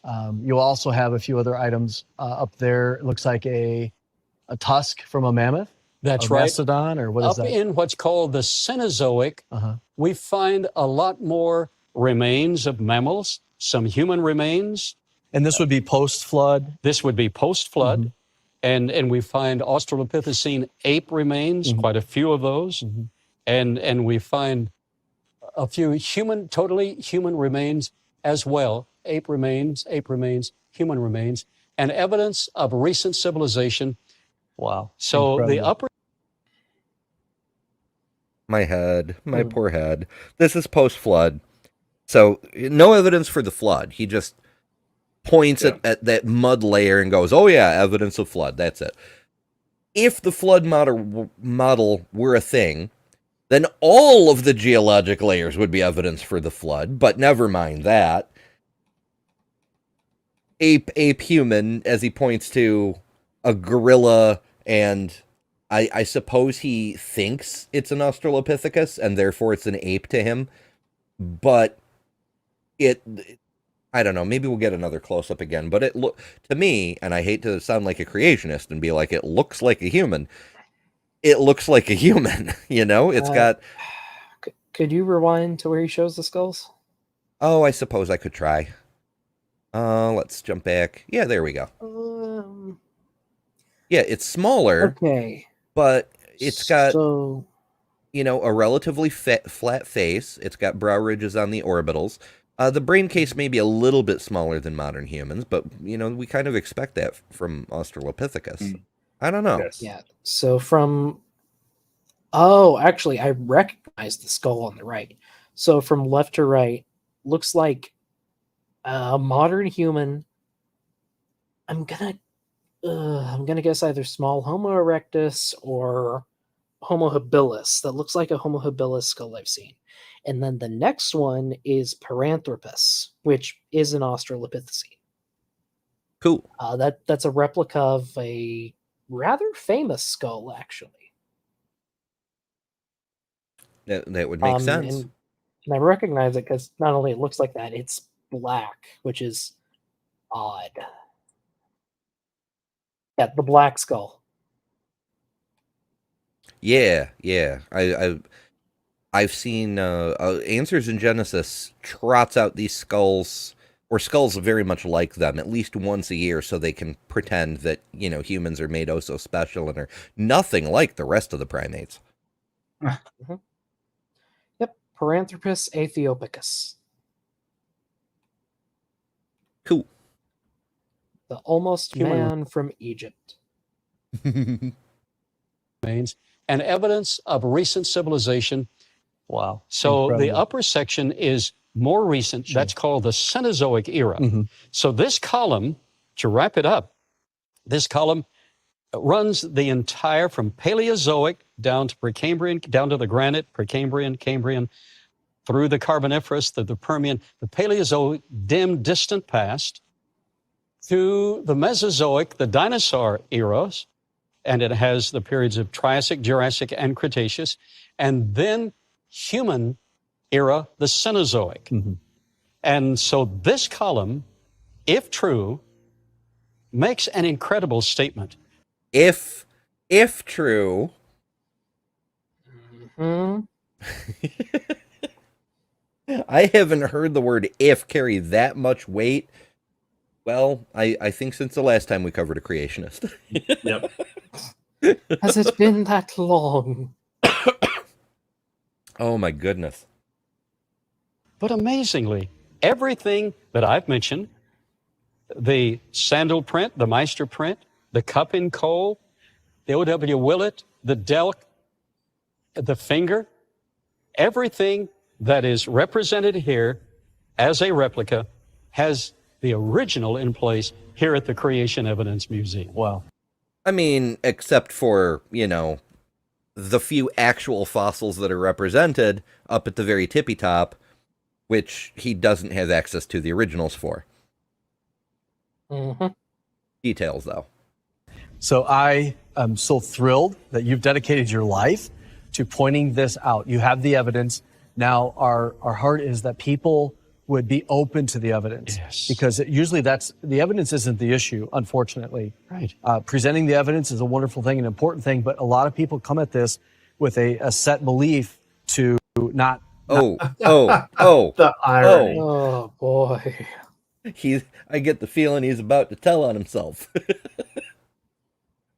Not want to Yes. believe in God, and they suppress something that we already have within us, this innate knowledge there is a God. We Yes. suppress that, and it's usually because of a hurt that happened in our life or a sin. Oh, let's assign motives too. That's a solid Yeah. fucking plan. So yeah, this makes me a little salty because I came across a dude earlier today. I'm going to cover it on tomorrow's show because it's just a brief clip. But he claimed to be doing a debate review of Aaron Ra versus Jake, the Muslim metaphysician. And so I'm like, okay, cool, debate review stuff. I was making breakfast and whatnot. I'm like, I'll put that on. It'll be fine.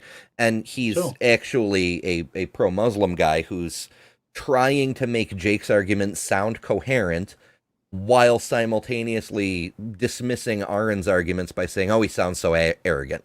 He's obviously wrong because he's very arrogant. I'm like, yes, that's how that works. And Yeah. so I piped up and he said something like, all these atheists think that atheism should be the default position.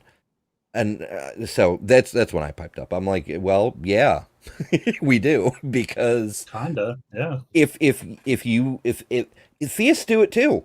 If somebody makes an outrageous claim, we say, I don't believe you until you can prove it. Yep. We all do that.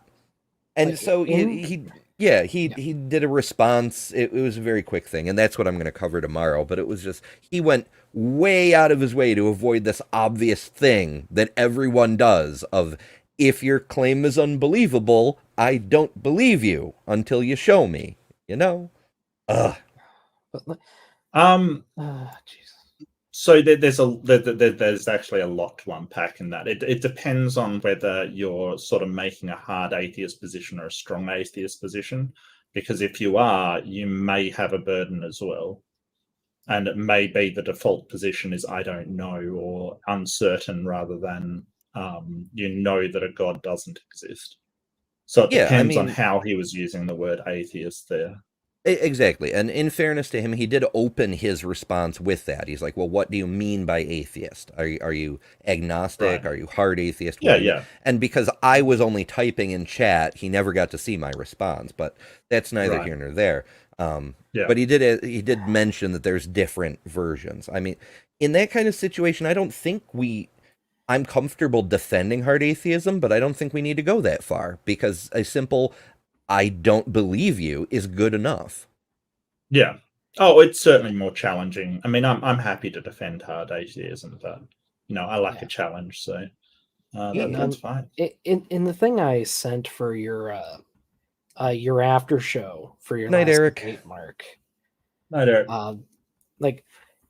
In one of the messages with that, I said this is kind of me coming out as basically an atheist, but for me personally, I just don't have any evidence that there is a supernatural component to the world.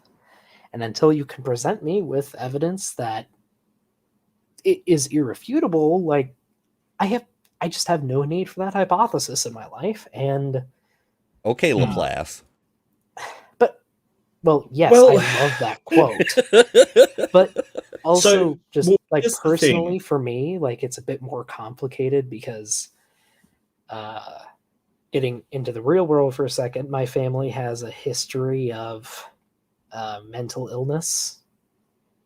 And I have had several family members who have had schizophrenia, and devout adherence to a religion can be a big trigger for that. So I feel it's just healthier for me to avoid all that. Well, here's the thing, right? And this is the thing you've got to remember, that an atheist, a hard atheist, or a strong atheist, or atheist in the sense that philosophy of religion defines it, somebody that believes there is no God, so they're taking on that positive belief. Theists approach it if you're an atheist, like a hard atheist, you've got to have sort of this absolute certainty that a God does not exist. But that's not what atheist means. It's simply a belief that a God doesn't exist.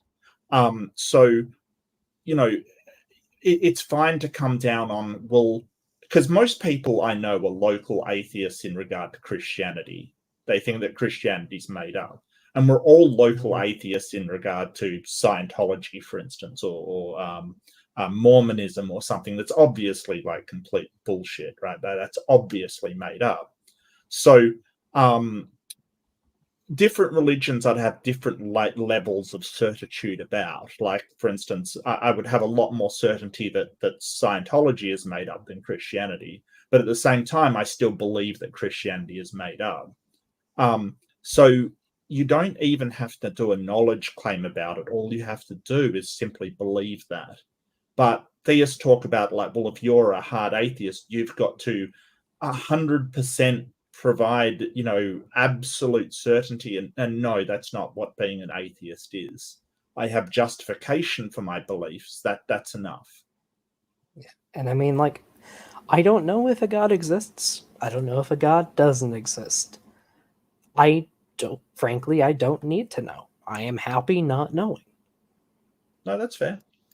And also, just real quick, I have to say, this show is not anti-theist or anything like that.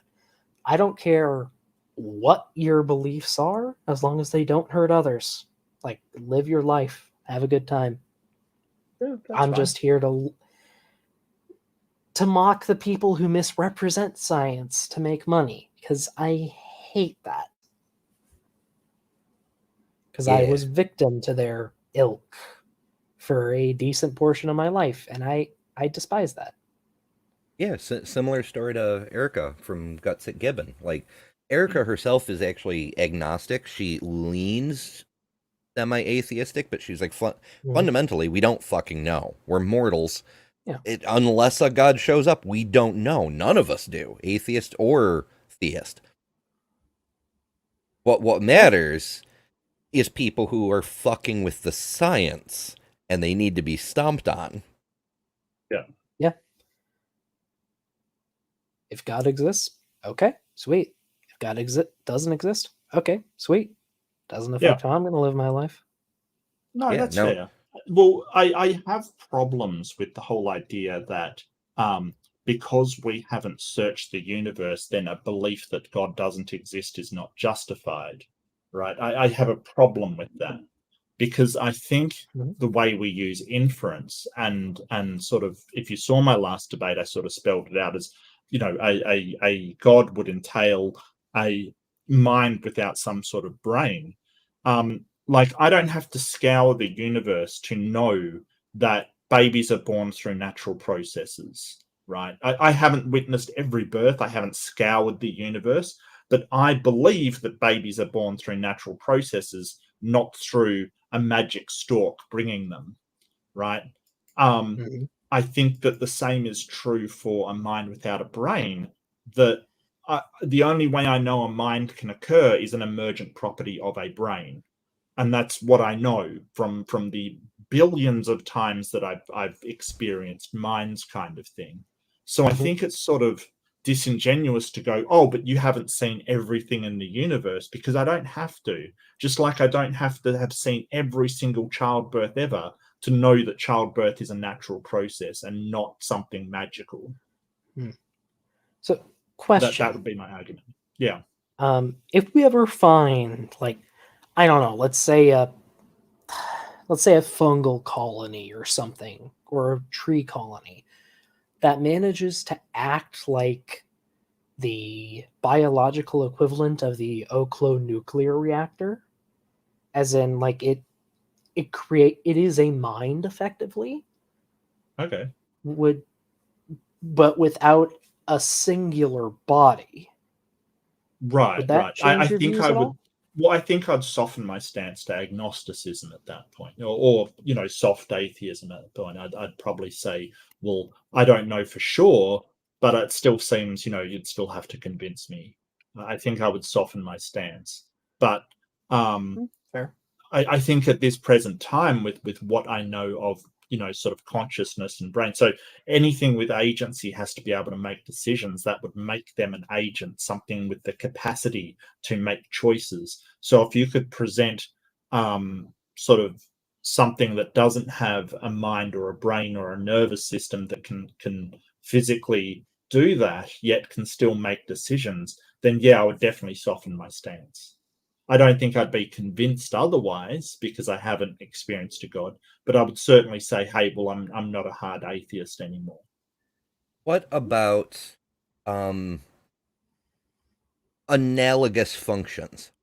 Like, take society, for example. Society collectively, we have many bodies, many minds, but society as a thing, it doesn't have a body or a discrete mind. And yet, even though it's kind of dumb and lumbering, society as a collective concept is capable of making decisions. Wait, Well, I and for think that that matter, what about, like, artificial intelligence? well, it still has, like, if you're saying that artificial intelligence is a mind, then I would say then the brain is the hardware. Like, you can't Fair. get away from that. If you're going to sort of use an analogy or use a extend the idea of a mind into artificial intelligence, then I would simply extend the brain into the hardware behind it. That's all. As far as sort of a gestalt sort of idea of a mind arising from society, for instance, society doesn't have a mind. It doesn't make decisions, right? I think that as a metaphor or sort of hyperbole, like, you know, the zeitgeist of our times, or the sort of, you know, society's consciousness kind of things. I think it's fine as an analogy, but when you're talking about agency and choices, that's not really a mind, you know, Amber. I you know, I've got no problem with it as sort of a metaphor, but it's not actually what you're describing. The individuals make decisions, and we sort of look at the mind as the societal mind as sort of emergent from these sort of small decisions, but it's not the same as sort of a person's mind. I have to say, I feel like this is one of the more interesting tangents this show has been on. Oh Yeah. yeah, tangents. Oh yeah, I'm so sorry. Oh no, No, I'm saying I'm tangents are enjoying what this. we This do. is fun. Like it's Yeah, an 'cause it's legitimately an interesting discussion. I agree. It's a thing I've been trying to think of for a while because, you know, this idea of a mind without a brain has been coming up a lot in the last few years. And I've been trying Yeah. to think of, like, surely there's examples of something that might be close enough to wrap our brains around. Society just came to me in the moment, although I've made a similar argument before that there's branches of sociology and anthropology that treat populations as if they were individuals because Sure. the rules of psychology seem to apply on a general level, and it's really fascinating. But I mean, Well, yeah, they in don't that make case, decisions the same way an individual does, but right, maybe that right. doesn't matter because we're not looking for a mind that works the same way an individual human does. We're just looking for something that doesn't have a brain, but is capable of expressing desires and making decisions. Right. And plus, it's sort of your analogy of society, you could say the brain is present, it's just distributed over many individual brains kind of thing. So it's sort of Hmm. it's kind of like a networked computer, like, you have multiple systems and it's distributed. And by So that note, like considering humans can transmit information to one another in different methods, does that mean that humans are a collective consciousness since they communicate ideas? I think we're well working I towards that, or at least we could potentially be working towards that. There's no guarantees with evolution, but Hmm. it's a I don't know. possibility, I think. Yeah, I don't know. I mean, look, I've had a conversation with Bree over this Gaia kind of thing, that everything organic makes up one organism kind of thing, which is, such a wild idea. Um, but interesting, really, really interesting. Um, Mhm. but I don't know. I think that when we're talking about sort of agents, I think that um, a mind is sort of it has to be constrained to something. Like, for instance, I have no control over anything external to my body, right? So I can use my body to control things, but my mind does not have any control external to my body. So um, Hmm. when you talk about agency, it kind of only applies to what you get your body to do, because you don't have control over anything else. Yeah, we don't even have full control over our bodies. Like, our Oh, yeah, brain that's handles a lot of functions, but our mind can't consciously direct those correct. functions. Yes. Yeah, correct. And so when people sort of say, hey, we have control over this or that, it's more a causal link. You can do actions, you can communicate certain things, you can use your body to do certain things, and then that is the thing that provides you control. But not only that, but also that there's sort of evidence that there's multiple different sort of almost people inside your mind, and you're mostly unaware of them kind of thing. I don't know if you've experienced this. It's sort of the idea that you have all of these different personalities sort of living inside of you, and depending on how you're emotionally reacting, it kind of will put one to the forefront kind of thing. Hmm. Um, Mm-hmm. it's why sort of split brain patients can function perfectly well, and perfectly, just function fine. And sort of, dissociative identity disorder is sort of something that is pronounced in the cases, but we all have these different personalities, which is fascinating. Well, I But mean, do you ever like set aside a part of your mind, just say you argue this, a different part argues this, and they argue against oh, one sure, another? yeah, absolutely, yeah. Oh, yeah, that happens even when I don't want it to. There's a part of my brain. I Okay, so in middle school, I first noticed it. I was taking a math test, and this part of my brain thought I was going too slow, so it just started yelling answers at me. Like I'd get like 100 plus 17. I know that's like first grade, not middle school, but just go with me.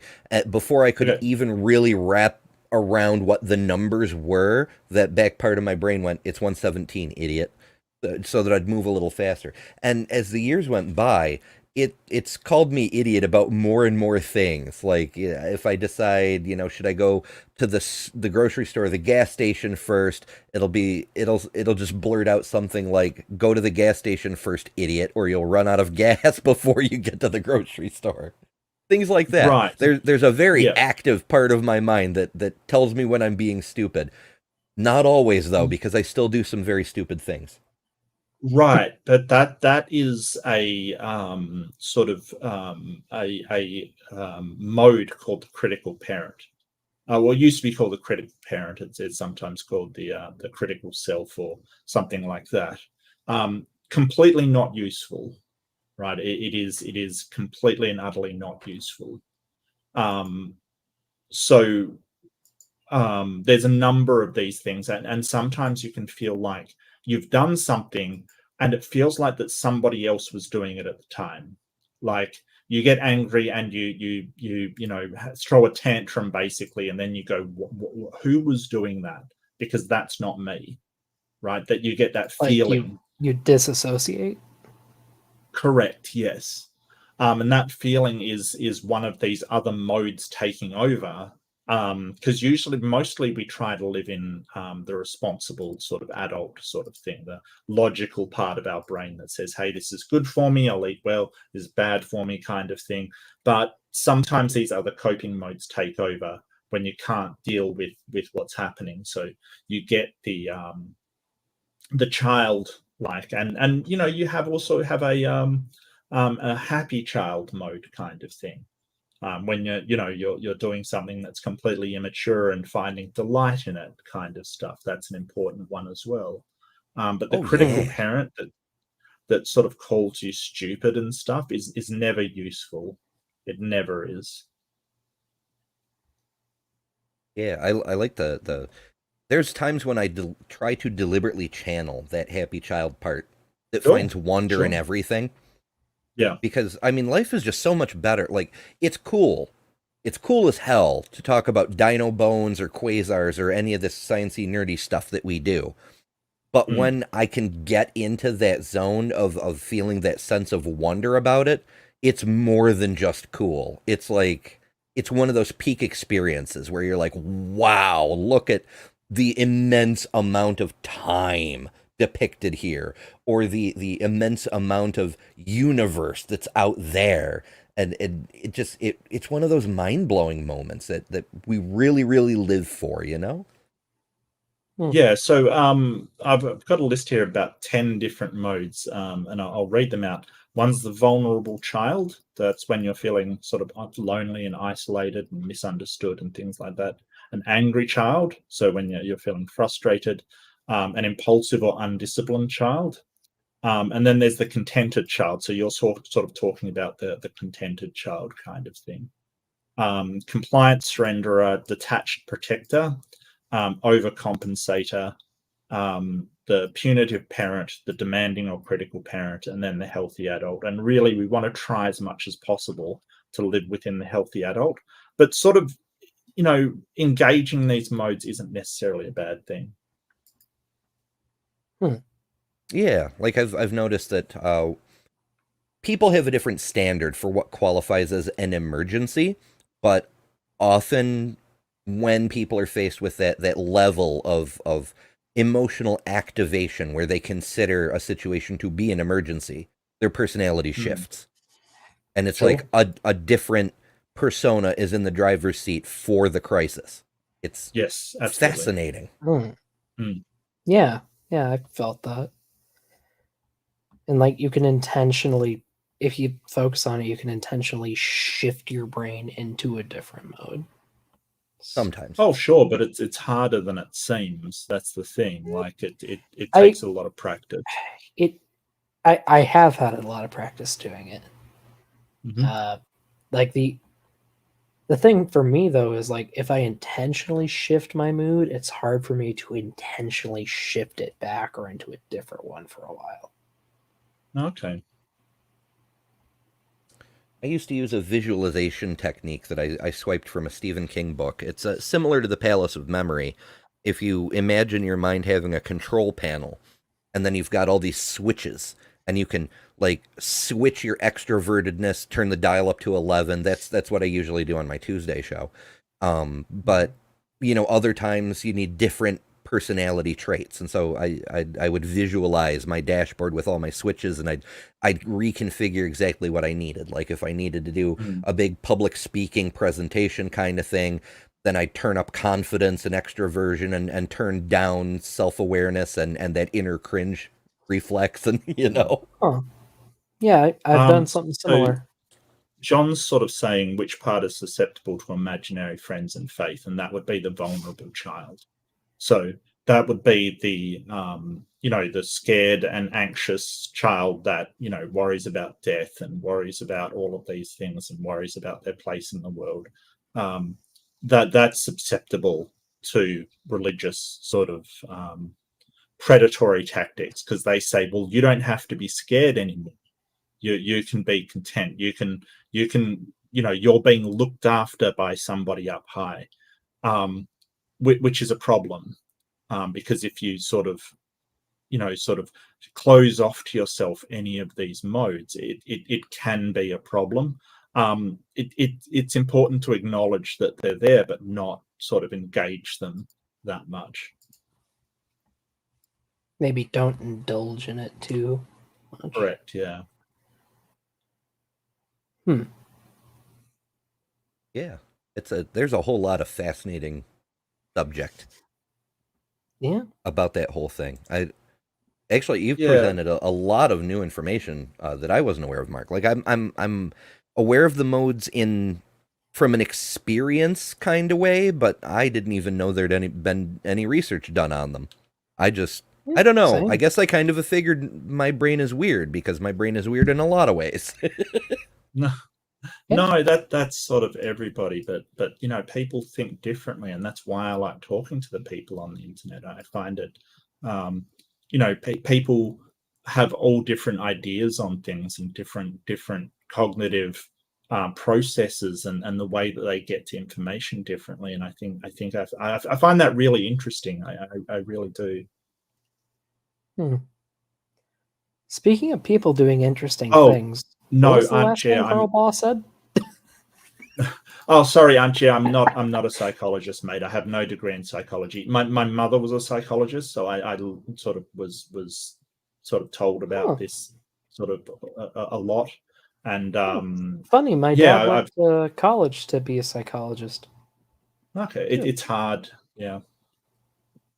Yeah, he dropped out, but he went to it. No, that's fair.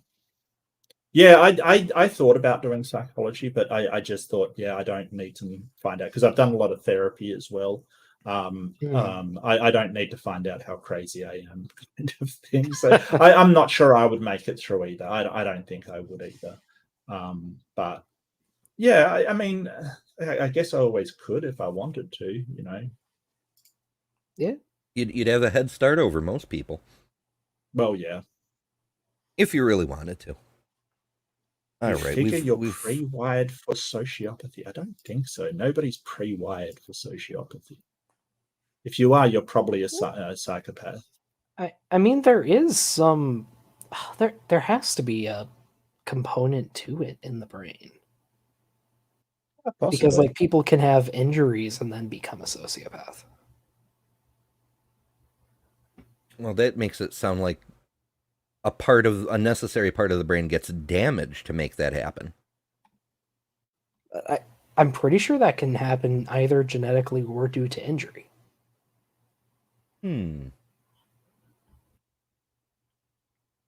I do not know. But I could be completely talking out of my butt here, but I feel like I've read that somewhere.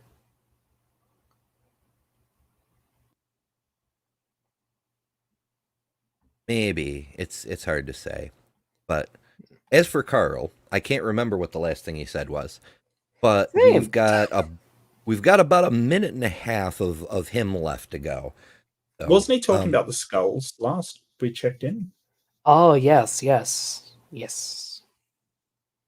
And I said, ooh, I know that face.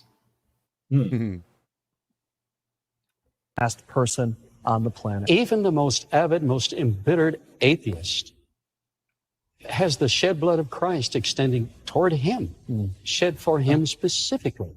So to ignore that and to reject that is an awesome, awesome catastrophe. And one last sad thought is, let's just think about Did you for a add moment that, Ember? the actual did. individuals that Okay, all of these just items checking. represent. These were I living. can't tell at this point. No, that's one of my transition effects for like when I turn on Cat Jesus or God Face or those things. I'll like do. Okay. I've got a few different transitions and I'll turn them on or off in between. Blood of Jesus just seemed like one of the perfect ones for that kind of stuff. Yeah, no, it was. It just felt like something they could have actually had in the video. Souls, they would have That's perished. right. Certainly sometime in the world, but probably during the flood. Yes. And God loves every person, and at this time was going to pay their sacrifice for their sins if they had trusted in Him. But He loves you. They would have been saved. But today we know the sacrifice has been made. Yes. And that God that loves us has to eventually put down rebellion, because if He Yes. didn't, we would just continue to live with sin, cancer, pain, and suffering and evil. Oh, yes. And that can't happen. But we see judgment here, but we also know He's a God of an immense love. And that is, I think, His hallmark, His overarching attribute is love. Love. Amen. Thank you. And He'll set you on fire. That's the end of the video. Oh, Jesus. Exactly. It's, oh my goodness. It's so frustrating. It's so frustrating when they get like that. I mean, usually when they go into preaching, it's the end of the video anyway, but I wanted to just let it run and get it over with. And it just, Right. I mean, and none of it makes any fucking sense, right? Like, God can't, you need to accept Jesus so you can be washed of sin, so you can go to heaven, because since God is in heaven, He can't tolerate the presence of sin. If you still have sin on you, you can't be near God. Except we learn in Job that fucking Satan goes up and talks to God in heaven. The rebellious angel, the originator of all sin, goes up to heaven and makes bets with God regularly. Like, what the fuck? Yeah. It's so infuriating. All right, do we want to do the final part? That one took. I do kind of want to. That way we can free up something different for next week. Because Okay. like this is entertaining, but I don't feel like it's entertaining enough to be 3 weeks worth of theaters. I mean, technically, this is the third week if you count the. Well, remember, I did part 1 because you had to miss that Monday. Well, chat, True. what do you think? Should we keep going? Yeah. Oh, and Ember has a super chat. Hooray! Thank you, Jester. Jester sends $5 and says, I may be talking out of my arse as well, but I believe that sociopathy is usually caused by childhood abuse. I'm thinking of half-remembered info. Not correct. That is correct. It's usually caused by childhood abuse or some kind of trauma when you're young. So psychopaths are sort of, the brain wiring is wrong, basically. That's how sociopaths are generally made, essentially. They're some sort of traumatic childhood.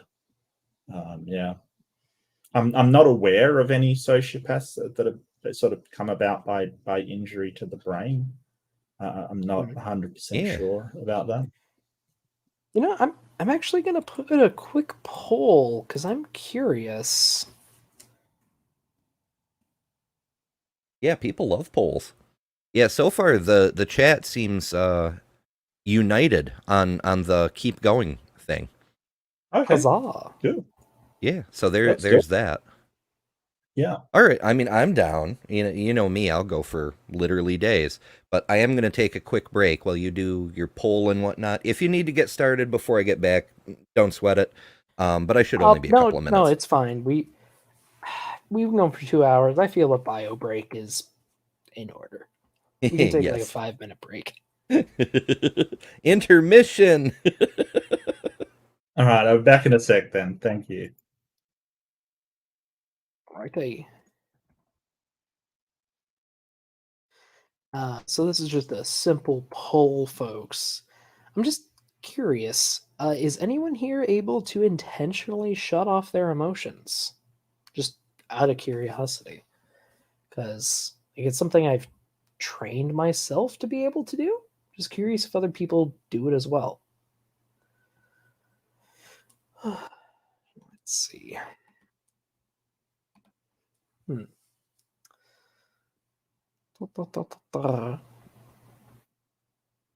Let's see.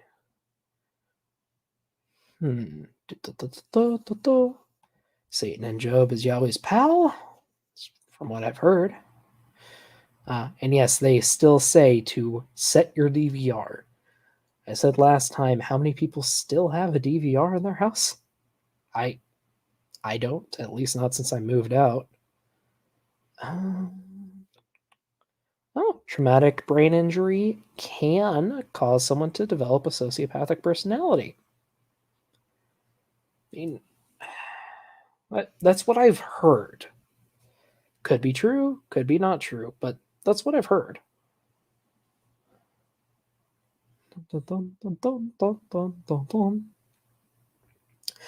Oh, for anyone here who's a fan of dinosaurs and other things like that, which, I mean, if you're on this channel, I imagine you are, apparently there is a new dinosaur documentary coming out soon, directed by Steven Spielberg. It's called Life on Our Planet, and I am very excited. It looks like it's going to be going through a ton of different eras, too. Like, not just dinosaurs for once. So, that has me super excited.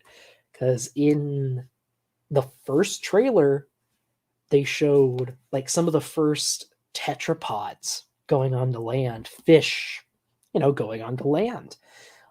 They showed a gorgonopsid. Like, an up-to-date gorgonopsid.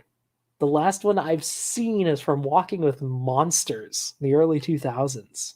It's crazy. We're finally getting them. Possibly. Excited.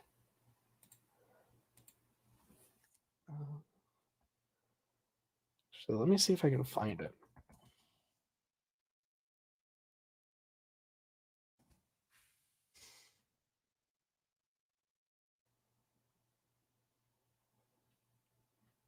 Dun, dun, dun, dun, dun, dun.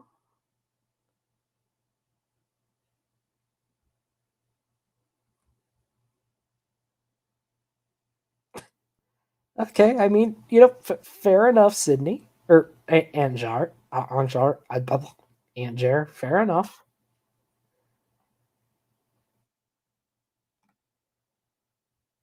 Well, I'm happy you like us, at least.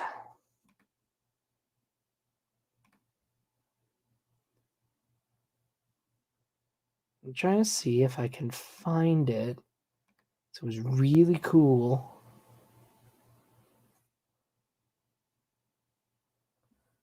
Just like cycling through the trailer.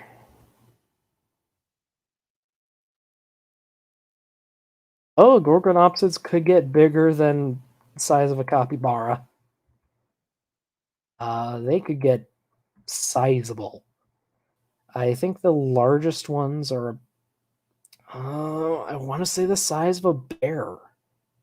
So what's this poll? Can you shut off your emotions? Yeah, I was just curious if people can do that. What do you mean by that? I mean, like, so I've yeah. kind of trained myself to be able to shut off my emotions if I really need to. Like, I just don't feel them? So emotions can be managed in multiple different ways. Because what I worry about is by shut off, you're basically meaning you suppress your emotions, like you basically push them down. Basically. So then, right, which I mean, short term that may be essential, but it's not a good thing in the long run because your emotions will come out. So what you see with people suppressing their emotions is they'll go into these behaviors which is trying to express them kind of thing, and they'll do some very strange behaviors when that emotion comes back up kind of thing. So Yeah. when I'm talking about managing your emotions, that's one way to manage it. It's not particularly helpful, although it might be necessary sometimes. You know, you're in the middle of a call for business or something, and you've got to just push it down kind of thing. But at some point, you've got to acknowledge that emotion. You've got to say, "Hey, I was scared, I was angry, and process that emotion." It's like a temporary thing, but oh sure, I can do that. As long as I you don't are like to do processing it, but I can. Sure. Yeah, no, that's completely normal. I think that at some points we do have to suppress our emotions if if that emotion is in the wrong context or doesn't suit the context that we're actually talking in. We kind of have to, and sort of, but it's important to go back and go, okay, I've got to acknowledge what I was feeling and sort of deal with that emotion that's coming up. Especially the more powerful emotions like grief and anger and sadness and things like that. I think it's really important that we sort of acknowledge what we're feeling instead of going, well, because you see people that, like for instance, the theists that are like, oh, well, theists are so much happier, I'm so much happier, and they're just fucking miserable. You know what I mean? Like they are so miserable and angry at everything, and it's sort of you've that suppression of the emotion. It's going to raise its head. It's coming back around, and it will bite you on the ass because emotions refuse to be suppressed forever. Yeah. Fair. I was just curious, and apparently just under half of the audience is able to. So, well, I think the term like turn off is a very, very weird term to say because I think you can manage them, you can't turn them off. That they'll be back, like it will come up kind of thing. So I think it's people's misunderstanding on what you mean by turn off. I guess that's how I interpret what I do, but I could see that being confusing. Yeah, I think suppression is just a management thing, and I think it is a dangerous one over long term. But like I said, some emotions are inappropriate for some situations, so I get that. Yeah, so suppression is a big part of why I still have to deal with depression a lot, because there was a long period of my life where I just could not afford to feel anything. There was too much, there was shit that needed doing. There was, relationship issues with the whole, men don't feel things, all of that bullshit, all at the same time. And it was a long period. And it took me quite a bit of therapy to work through some of that and be able to start feeling things again. Yeah, I hear you. I hear you. Absolutely. So Titan saying he calls it going clinical. That's a good way to put it. Yeah. Like just what I tend to do these days shut down is hesitation and go. Yeah. Like I find it's much healthier to let the emotions exist, but like to use that visualization again, like close the door of the control room. The emotions can scream in the bedroom, but you have to be rational in the control room. You're still feeling the emotions, but you're not letting them interfere with what you need to do. Well, I think in sort of really high stress environments, you do disassociate. You disassociate with that emotion. I remember. Go ahead. Well, I remember being in a car accident kind of thing when, like, I turned and saw a car screeching towards me because they were speeding, and that they were trying to slow down. It was a slippery road. This was years and years ago, but I remember my thought was, I've got to get the passengers out of where they're coming from. And I remember having that thought, and I was absolutely I was absolutely petrified. But there was that sort of extra layer going, well, this is what you've got to do kind of thing, and sort of getting me through it. So on one level, I was absolutely petrified. On another level, I was thinking probably the most logically and rationally I've thought in my life kind of thing, which was a really weird experience. I don't know if you've ever experienced that. Yeah, I have, but just when some people in the chat are saying it's not a good thing or idea, or it could be hazardous to physical or mental health to do this kind of thing. I used to do it a lot back when I had really, really bad depression. It's much better now, fortunately. But it used to be really bad, and sometimes I just needed to not feel anything or I might hurt myself. Was basically how I saw it. Well, depression can be a defense mechanism when the emotions are too damaging and your brain knows it. Intrusive thoughts, I believe, is the term for it now. Like that self-destructive instinct, because it's too painful to deal with the thing. So your emotional reception, you not deliberately, but you turn it down so that you can semi-function. It's not the same as full function, but you can do things.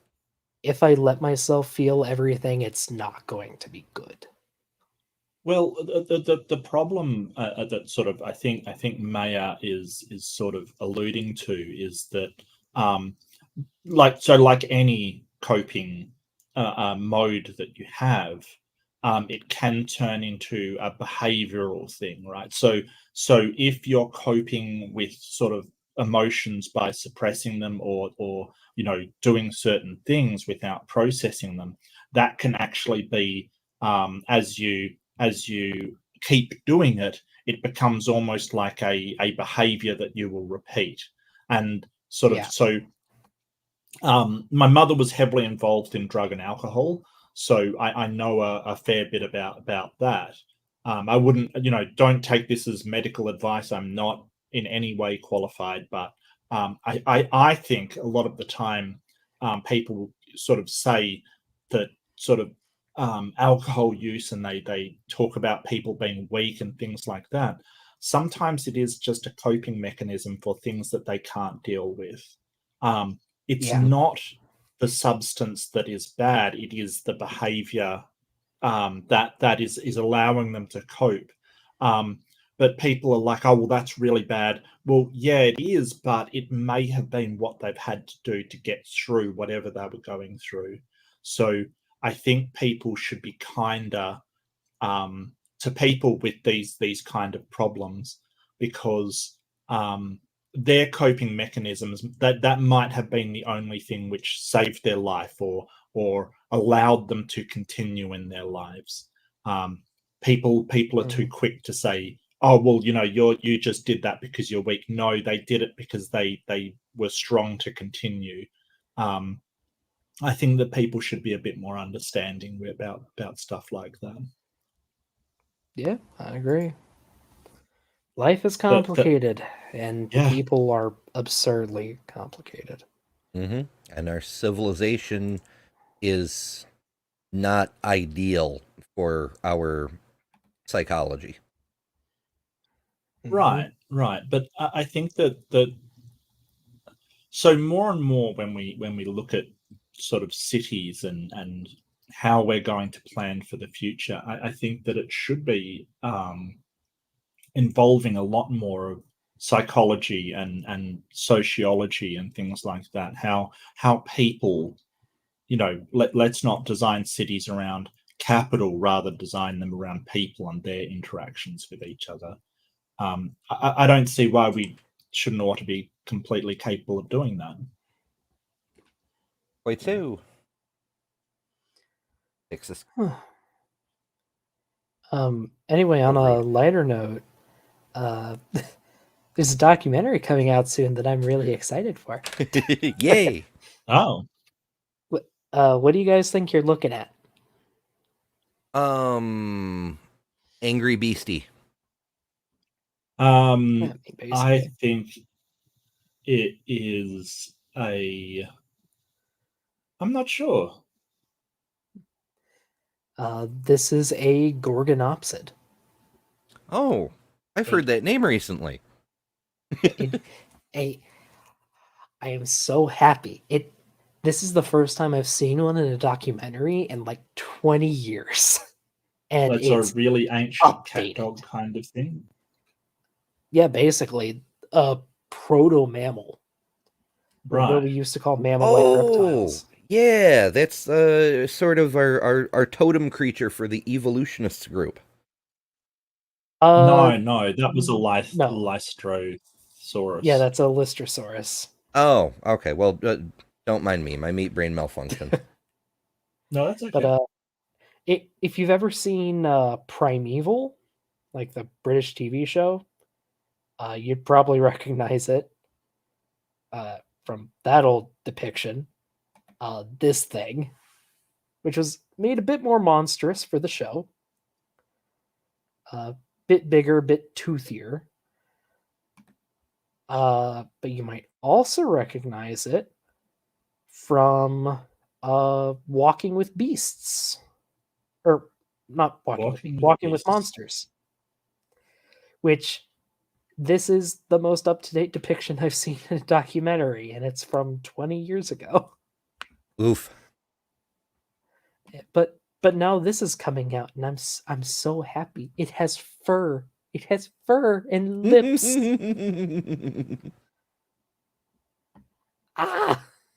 Awesome. Like I said, Beastie. Because like so many dinosaur documentaries only cover parts of the Mesozoic.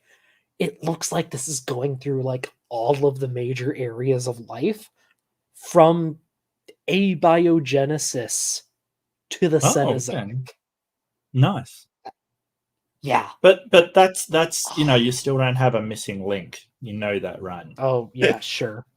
But I'm sure I Steven got Spielberg to get will that find Dr. one. Banjo clip 'Cause- from a Dapper.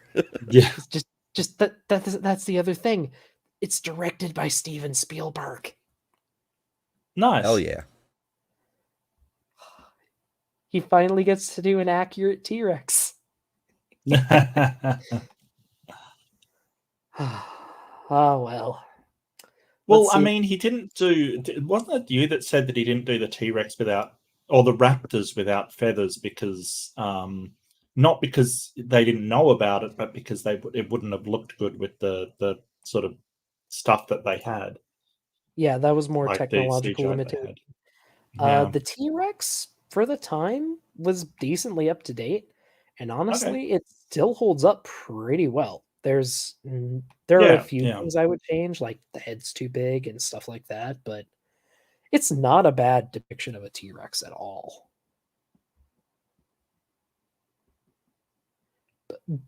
But it could be better, and that's what's coming, and I'm happy.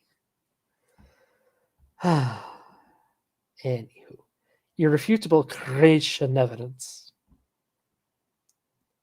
Dr. Baugh, explain this wall, the kind of the monkey to man exhibit. Oh no. Monkey to man, it's just. Oh no. It's another wall of truth. I see they have Lucy up on the wall. Of course. And oh dear. This is gonna get I bad. hate the way they say a lower life form. That's annoying, because it's sort of, like there's a reason why we say basal. It's not. Lower is so misleading, like by what standard? By the humans are the most specialist thing God ever did create, and we is perfect, except for how imperfect we are. That's the standard. What gets to me is the ape-like creature. You are still an ape, Carl. Or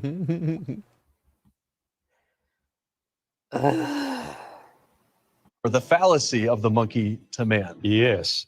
This is taught worldwide as established fact. It's the descent of early ape-like creatures to man. However, the leading scholars of our generation admit, and they admit this only in the technical literature, like at Washington University, the origin of our own genus remains frustratingly unclear. So the Okay, what year is that? Okay, from 2011.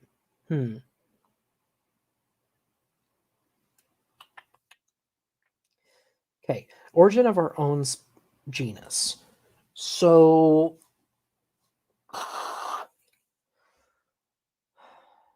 there is a sort of fuzzy line between some Australopithecines and Homo habilis. That's the first of the Homo lineage. It's a fuzzy line there. That's probably what they're referring to, because it's hard to say exactly where.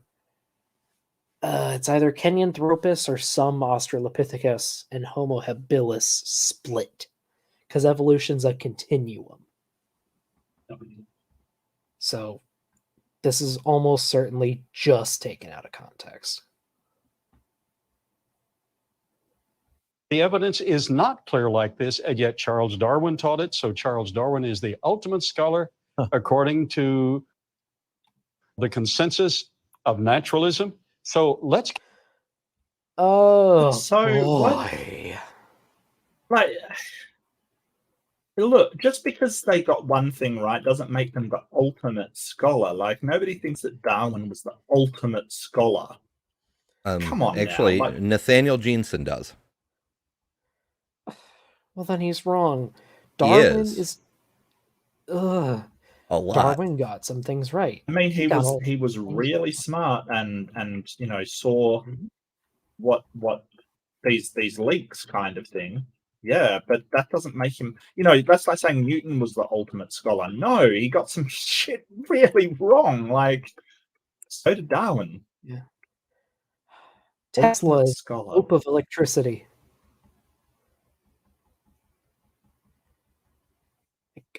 What does that even mean? I mean, I feel it makes more sense than what he just said. Yeah, that's true.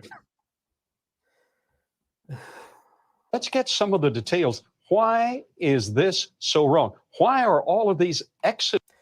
Okay, I don't usually like to make fun of how people say things, but that why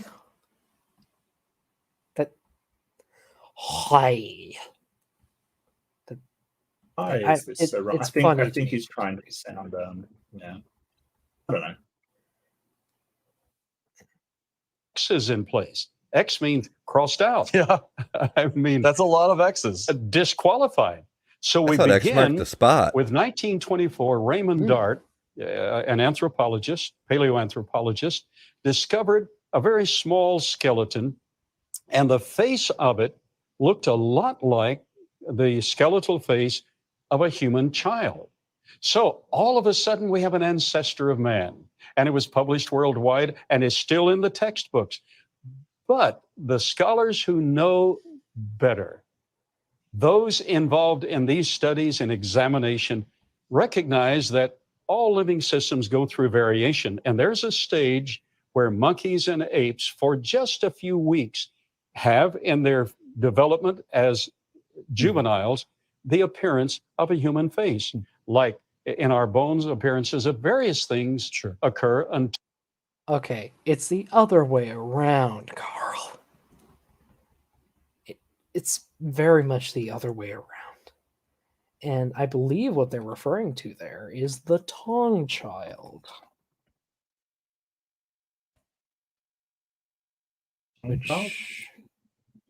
Yep, the Tong child, which was Down in China, wasn't it? No, it was in Africa. It was a juvenile Australopithecus. And And actually, the cool thing about it, mud had gotten into the skull and formed a mold of its brain.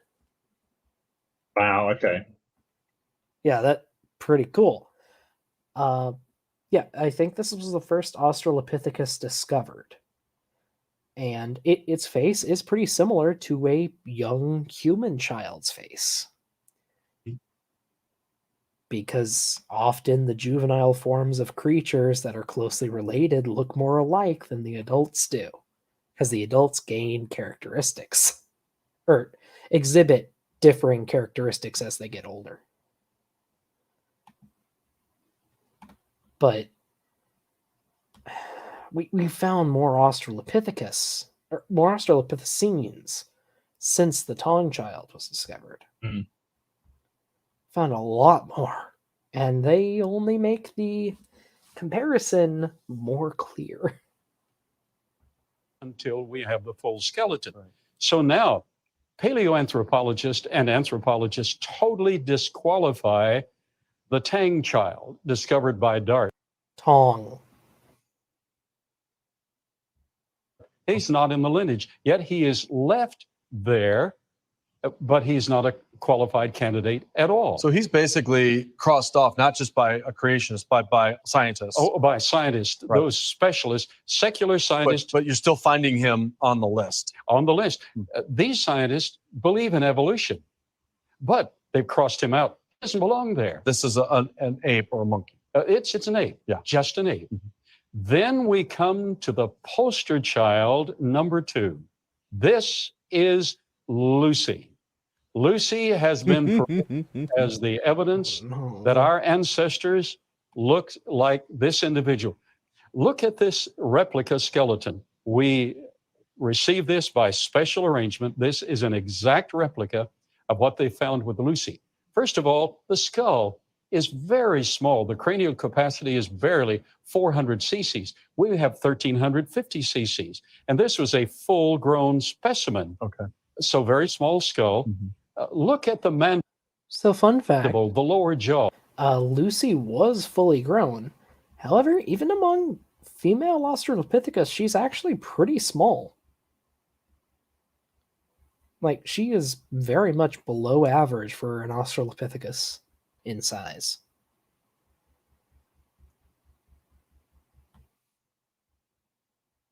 Jaw. It's V-shaped. Okay. So if you're looking at an ape versus a human, the human has more, is it more of a rounded? More of mandible? a U-shaped, rounded U-shaped. lower jaw, and an ape has a more V-shape. So when you're finding V, it's telling you That's an ape. it's an ape. It's technically an Australopithecine, which means an ancient ape. And look at the teeth. That's not what an Australopithecine means. Oh, man.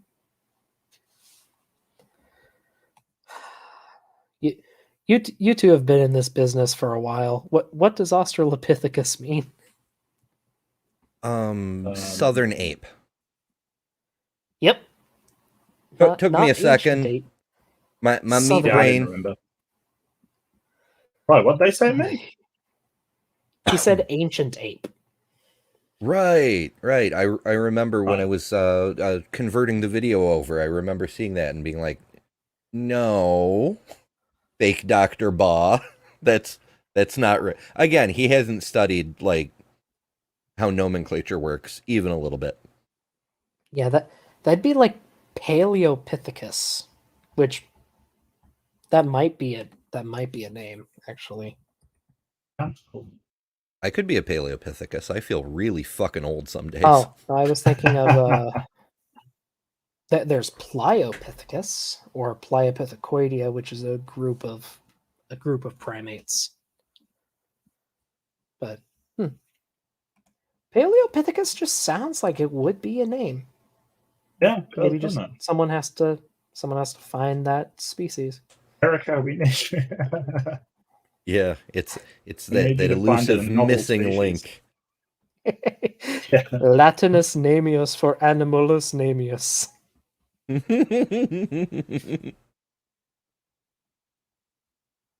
Teeth, proportionately, they're very large compared to human teeth. Everything there. But intermediate between previous upright walking apes and later upright walking apes, including humans. Can we also take a second and notice how that jaw is clearly broken? It's two jaw fragments aligned to make it look like a V. There's no incisors. It's canine to canine. That whole middle section is missing.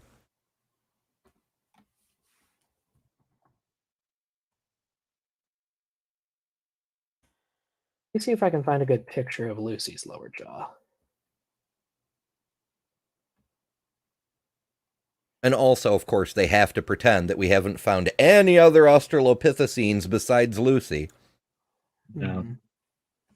Never mind Littlefoot. I feel it might be more the angle.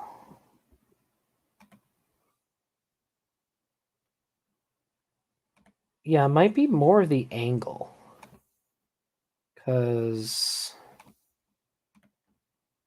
Well, maybe. Apparently, here's a reconstruction of her lower jaw based on other Australopithecus. Still rounded and not a V shape, though. Yeah, you're right. I'm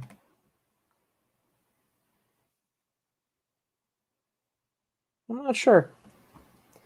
But it does look wrong, I will say. Because, yeah, that doesn't. Yeah, there's a look lot more right. space between the incisors. You're absolutely right. So switch back to the other picture.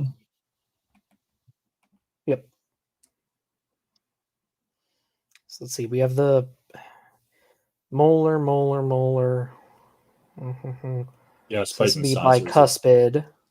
Yeah. Should be another bicuspid. Canine should be here. And then incisors. But it looks like all of these are missing.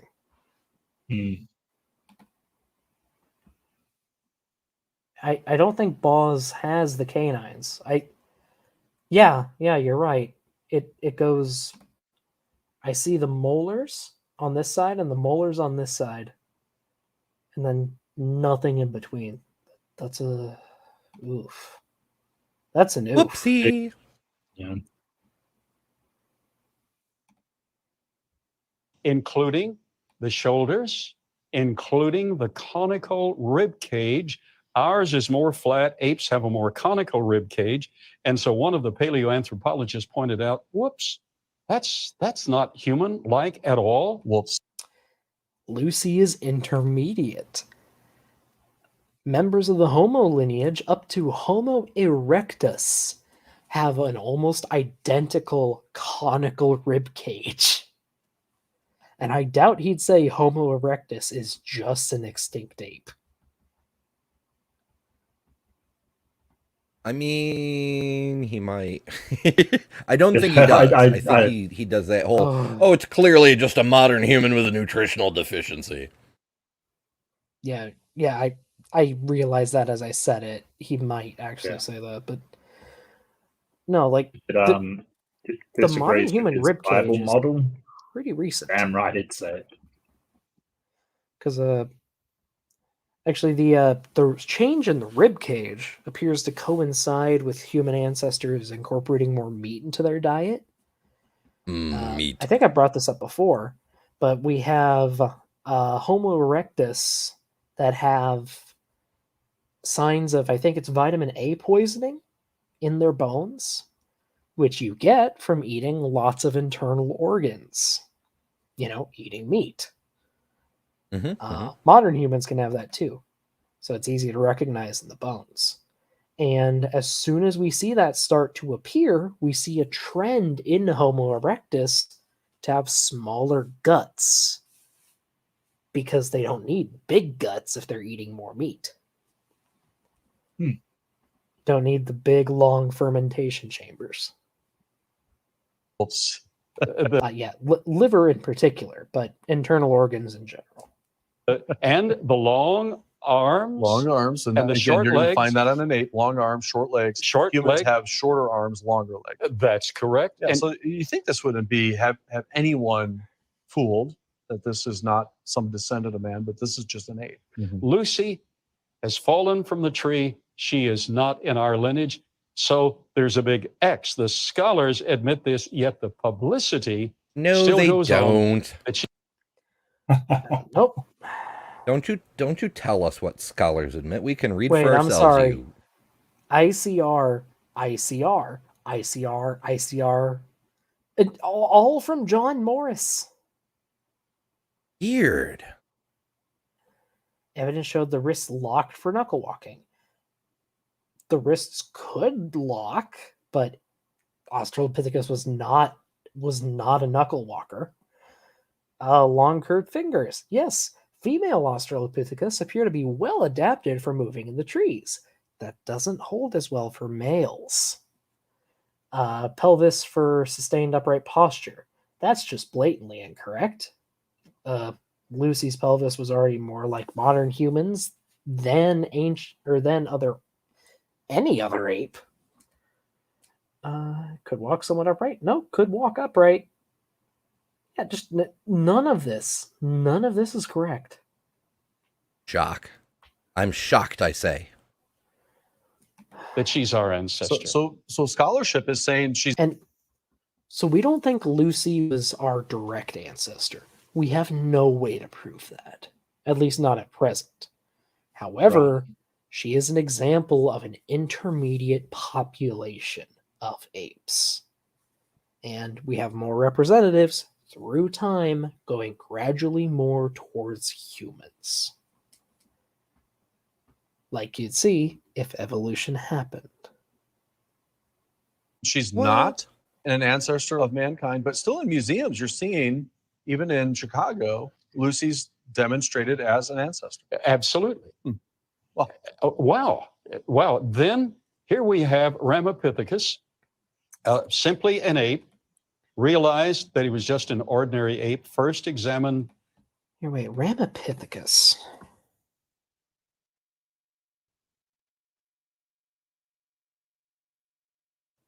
I feel like that's one of the discredited ones.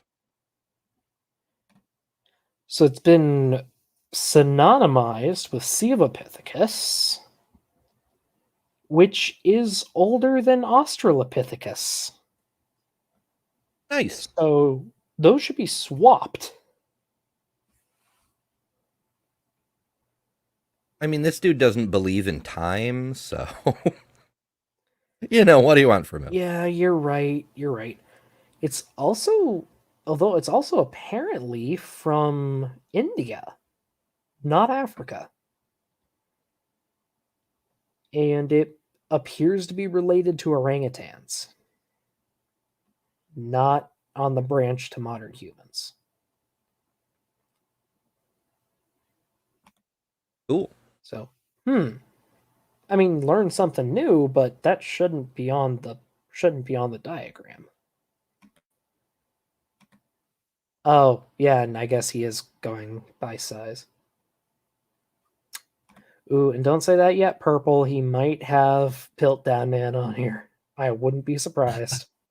Yeah. And thought to be an imaginary human in the imaginary human tree. But it turns out when they found more of his skeleton, just an ape, long arms, short legs. So all three of these, by the specialist, are disqualified. But Pastor, the public needs to know, many scholars in one area who really want this to be true are proficient in their area. So they lean on another area and say, there's evidence for these being in our lineage. Yet, when you talk to the specialist in that area who know primate anatomy, it is very clear that none of these three belong in our ancestry at all. They're all within the category of primates. Australopithecines. He's getting a straw man. Because he's arguing they're not in our lineage, which seems to coincide with what mainstream science is saying. So You can't say, here is what I'm saying and why mainstream science is wrong, when that's what mainstream science is saying. Like saying Neanderthal wasn't in our lineage. Yeah, that's what we're saying. Yeah, this is just ugh. For anyone curious, nothing he said is right so far, or at least nothing is honest. I don't believe he's being honest here at all. Just ancient apes. But still in the textbooks for the children in our schools. For the children and for So other sad. scholars, in fact, many teachers and professors in various disciplines refer to that textbook that's in error, and they say, well, everyone knows Lucy's in our heritage because the textbook says so. Oh. That is so unfortunate. It is terrible. We come to one of my very favorites, and that is Nebraska Man. And all they Oh, fuck off, Carl. Baby. Really?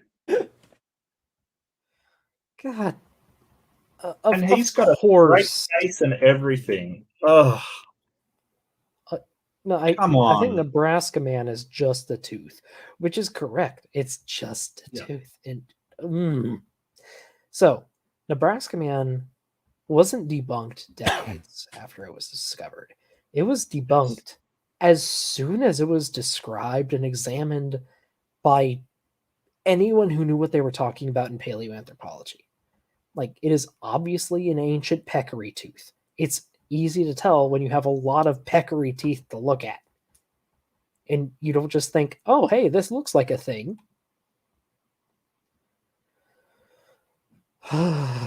It is a tooth, therefore ancient humans, apparently.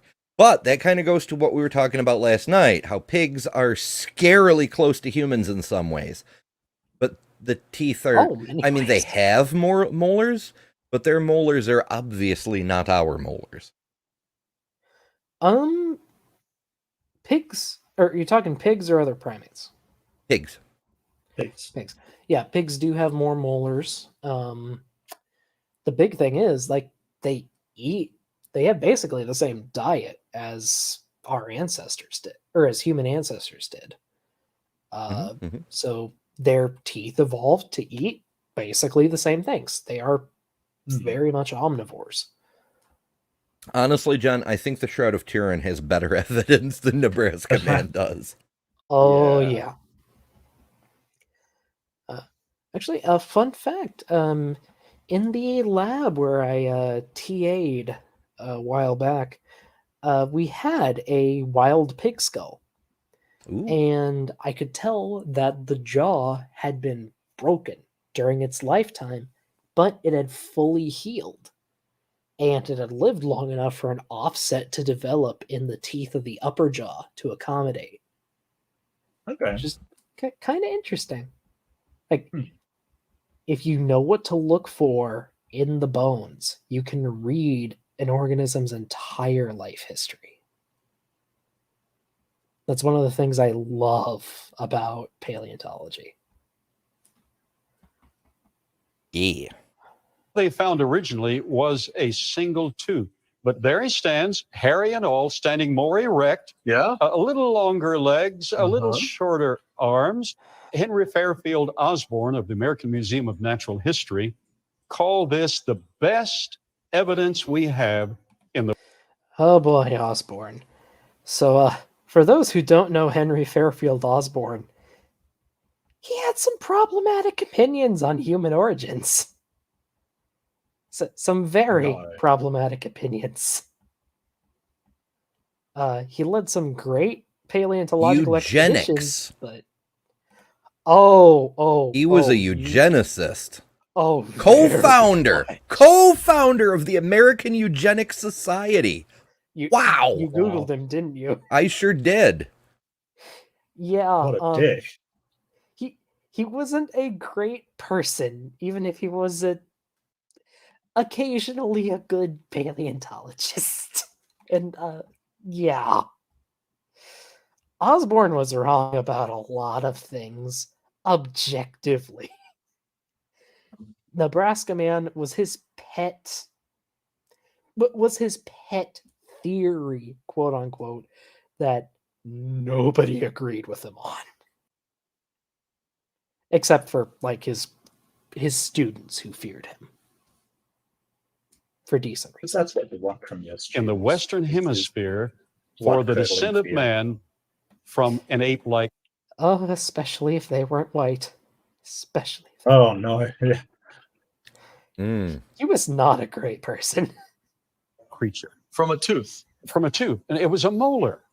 Now, apes have molars, we have molars, and apes have to grind nuts, and we have to grind nuts and whatever. So Whose admittedly, nuts? it looks These a lot nuts. like a human molar and a lot like an ape's molar because they look a lot alike. Okay. So, but this one tooth was referred to in the Scopes evolution trial, and at about that same time, the London Wait, was it? Illustrated News Sunday edition. The Scopes monkey trap. I don't think that's Okay, true. first of all, when was Scopes? 1925. It's around the same time. I think it was 22 when this was found. Sounds about right.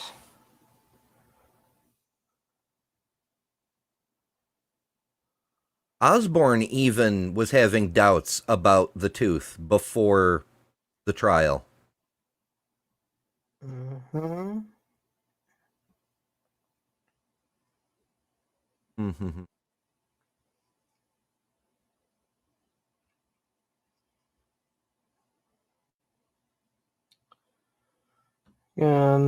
I found a summary of it online.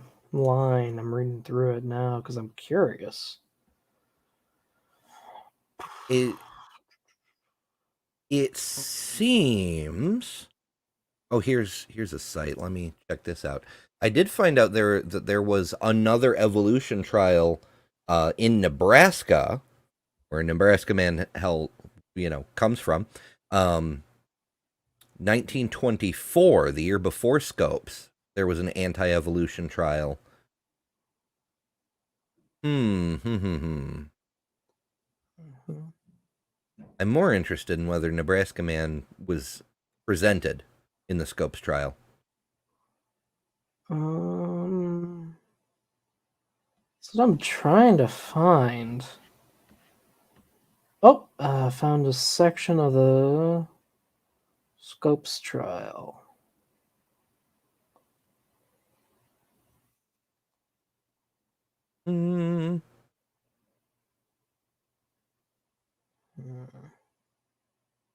Oh, shock and surprise. There's a publication called the Journal of Creation that ran with the Nebraska man thing. That's fun. Stuff about Osborne. So the main perpetrator of the hoax on the science side was a fellow named Harold Cook, who was a close associate of Osborne's at the American Museum of Natural History. Cook was the main excavator of the site in Nebraska where the artifact constituting Nebraska man, the tooth, was found. So, yeah, Osborne wasn't just the main supporter, he was in on the conspiracy to create the hoax.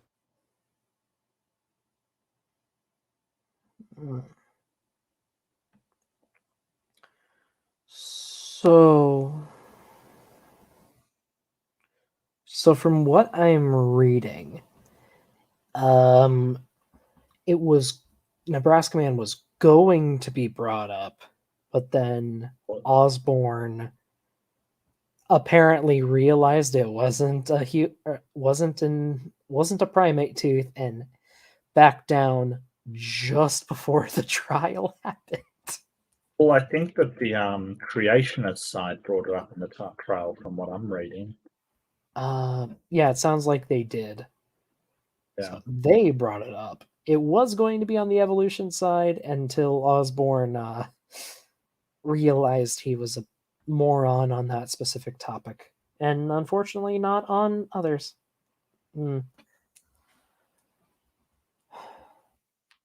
Yeah, at least it was not presented by the evolution side. Okay, Wasn't so even a Cook part of the argument. Cook held on to the tooth for 5 years until March of 1922, when he turned it over to Osborne, who was shocked to find out that the entire evidence constituting Nebraska Man was a single tooth. Apparently, everybody had been led to believe there was an entire skeleton, which Cook insisted there was. He just hadn't actually excavated out of the ground. So, shame, shock, scandal, and another fella named William Gregory went back to Nebraska to complete the excavation. Shock and surprise, the remainder of the skeleton was a pig. Burn pigs. Yeah. Well, peccary to be pedantic, but yeah. Miocene peccary. Oh, old one. Oh. Oh boy. Yeah, really, this is just egg on Osborne's face, not on the Scopes monkey trial. Yeah. Yep. Cook and Osborne had already, their publications made it clear they were very familiar with the dentition of Miocene peccaries. So when they held up that molar, they already knew it was from one of those. So it was clearly, it wasn't just a oops, we fucked up. It was a deliberate hoax.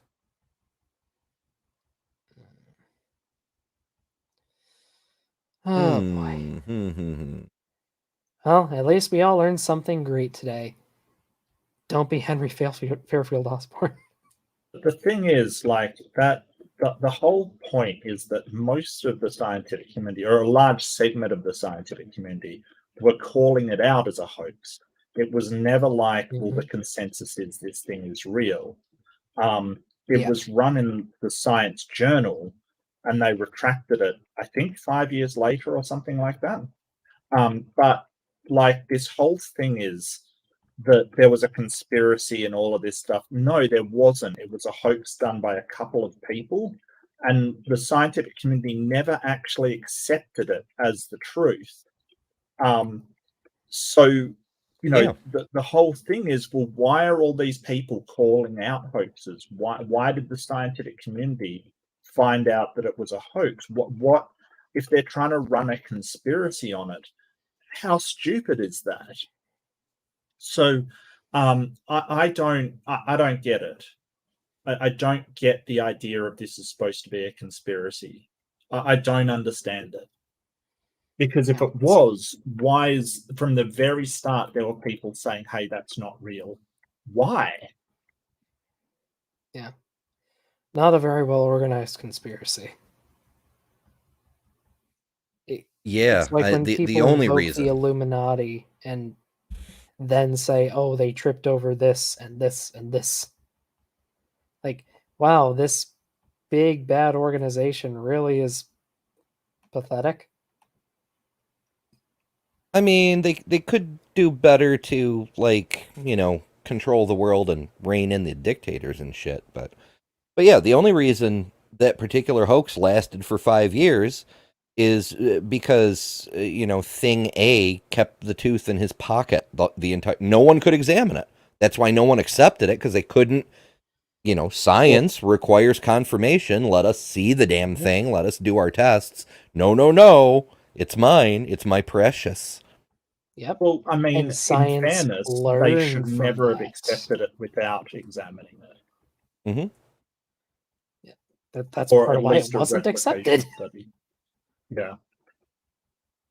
Yeah. Oh, but, you know, obviously Nature Journal accepted it. And you know, so when you're looking at that, so Nature Journal accepted it, and there obviously hadn't been any peer review or enough peer review done on it. So, you know, this is one of the things we've figured out, that the science is only as robust as the process. If we skimp on the process of science, it's going to lead to inaccurate results. And yeah, there's going to be mistakes and there's going to be things getting through. It happens. That doesn't mean that like everything is wrong. Just means we need to be more careful. Yep. And we've become more careful. The thing is that they don't think that everything is wrong, just the things that they disagree with.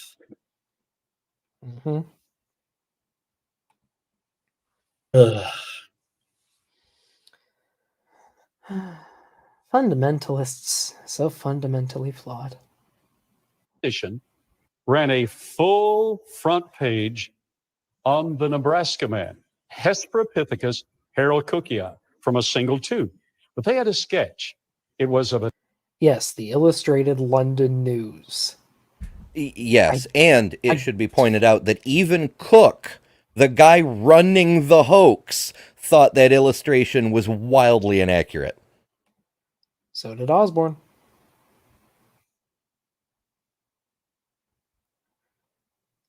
Also, hello, cat. Hi, you want pets? I see.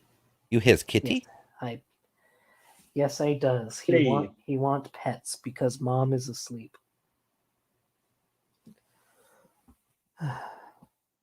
of a total man standing rather upright, a little stooped, and he had a club in his hand that he could use to domesticate what he wanted. His girlfriend was kneeling nearby, grubbing some crops for them to eat, all from a tooth. This is incredible. And there's camels in the background, because why not? Yeah. And horses. Also, I read a bit more on this. So the illustration is based on Java Man. So the illustrator just drew another extinct hominid. So it's not just based on a tooth.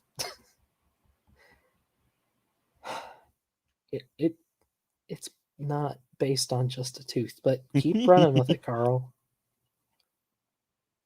Editor won the Pulitzer Prize that year for running that article and demonstrating how true evolution was and what science had found for us to enjoy in our lineage.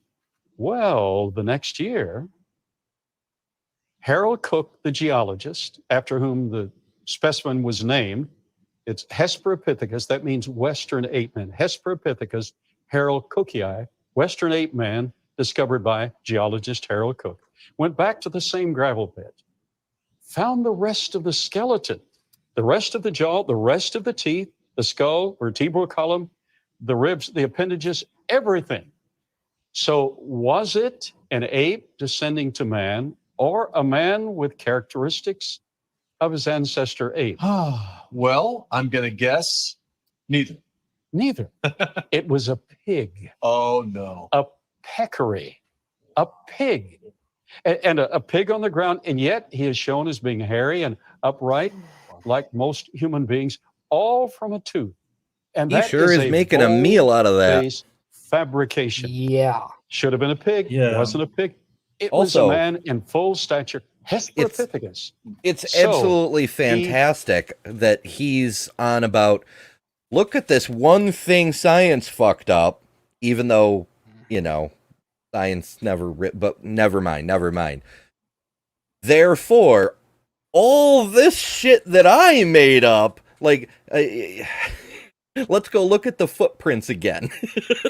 Yeah. Yeah. How many times have you been proven wrong, Carl? Also, yeah, I keep saying Carl. I just feel like it's insulting to anyone actually named Carl. I'm sorry. That's Do we have fair. any Carls in chat?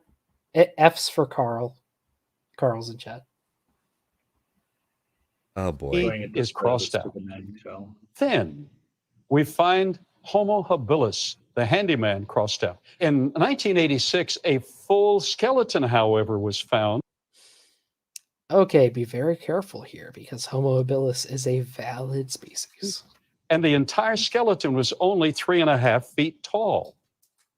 And he was Australopithecine. There was no indication that he could form tools and use tools as we know them to be. So the hand... Except for the What? ones found buried with tools. Yeah. Shh. Secrets. I don't think he's telling the truth. I think that he's just outright lying.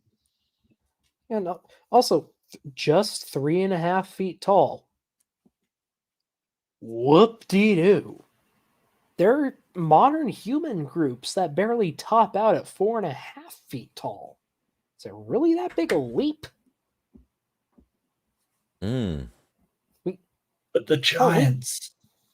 We had 3.5 foot tall humans on the island of Flores up until like 50, 60,000 years ago.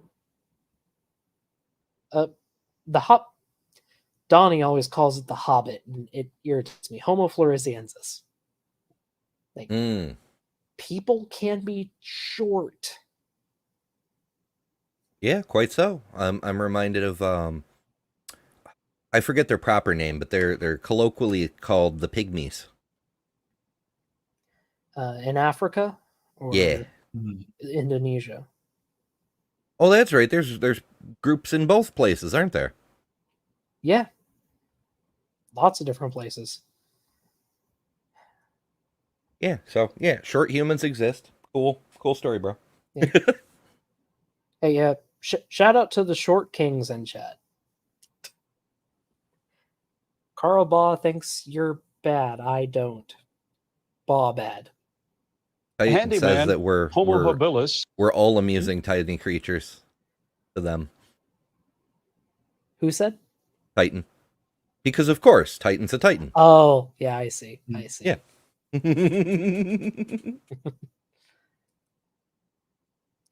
Lucy was also not found in a cave. Did Carl say that and I just missed it, or other? I didn't catch it either. He may have though. Wouldn't be surprised. Inhabiting his environment is simply non-existent. Wow. So we have 5 of the candidates disqualified. Huh. Now we come to one of the most famous, and that's the Piltdown Man. Mm-hmm. Pastor, the truth is, for fuck's discovered sake. in 1912. Purple, you called it. You called it. Good call. Say it with me, folks. Piltdown Man was a hoax. We accept it. We've moved on. It's time. You should too.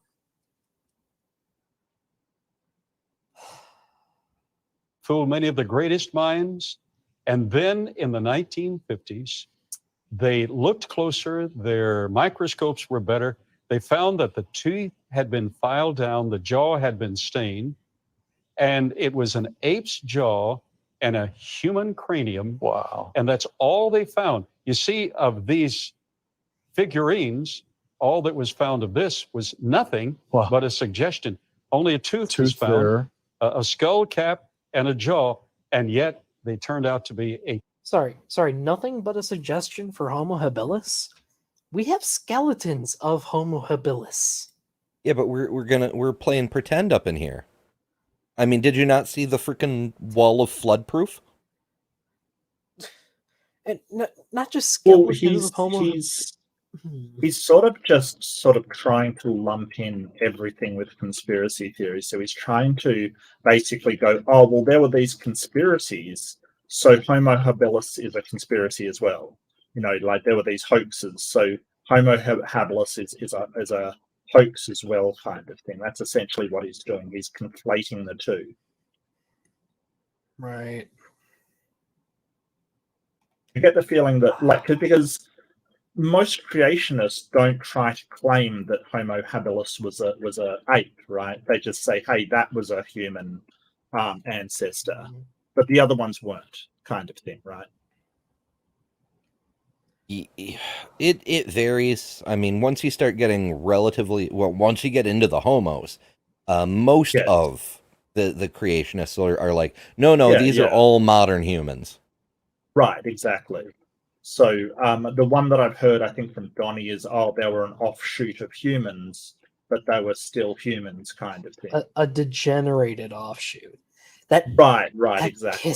Sorry, that pisses me off. Just Oh, that's fair. That's fair.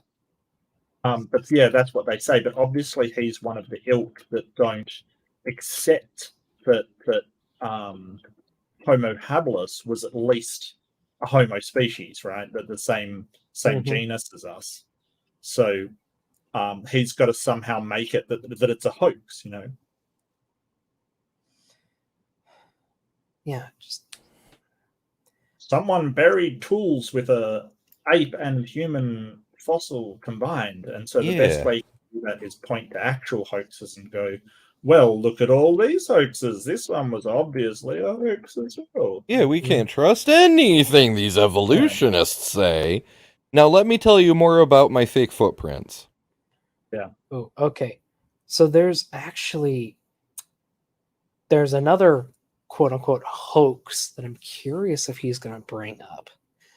I think back in the 70s or 80s, there was some member of genus Homo found that was in a rock layer too old.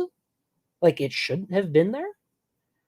And it was later discovered that it was a grave. Like it was a burial site. I'm curious if he'll bring it up as an example of the like dating methods being wrong. Yeah, because we can totally not tell when soil's disturbed. No, I remember Piltdown Man from like 7th grade bio as an example of why scientists should be careful, because there are hoax people out there. People like to make money. I mean, who is this display for? Is it for people who've been through 7th grade bio class? And they go, oh yeah, Piltdown Man, I remember that, tell me more. Well, or is it for the homeschooled creationist students who haven't heard any of this except evolution is a lie, you know? Yeah, I was going to say 7th grade homeschooled kids. Unfortunately, yes. That's another part of this. Is just like kids are curious. You should encourage that curiosity, not knock it down with this BS. Because as soon as they actually encounter like actual information and meet people that aren't lying to them like you are, they're just going to toss you away because you've done nothing but lie to them. And they remember that. I feel slightly bad for the parents, because the parents who hoist this stuff on the kids, like, oh, listen to Kent Hovind, listen to Carl Baugh, it's all true and you have to believe it. And then when the kids discover it's not, I mean, every kid hits a certain point where they realize their parent is not infallible, that they're just another human. It's one of those stages in growing up, that disillusionment.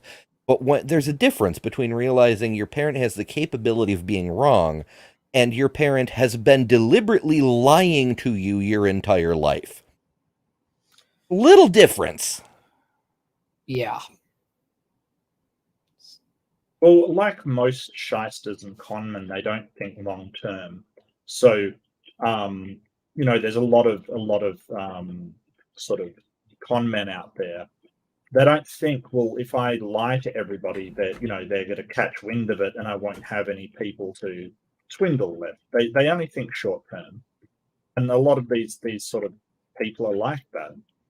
But I mean, I guess while I say that, some of them have stuck around for a ridiculously long time. I'm looking at you, Hovind. Or other Hovind. Yeah. Yeah. Oh, I hear. And other Hovind, he's useful now. Something I want to say to Kent someday.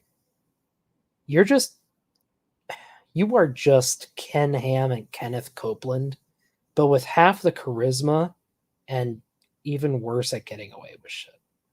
That's something I want to say to Kent one day. Your parole has been rejected. He's still appealing his original convictions. I know. Oh boy. Well, he appealed his original convictions and he says that he's still fighting it, but he didn't send court documents in, so his original conviction for tax fraud has been overthrown. So that's not under appeal anymore.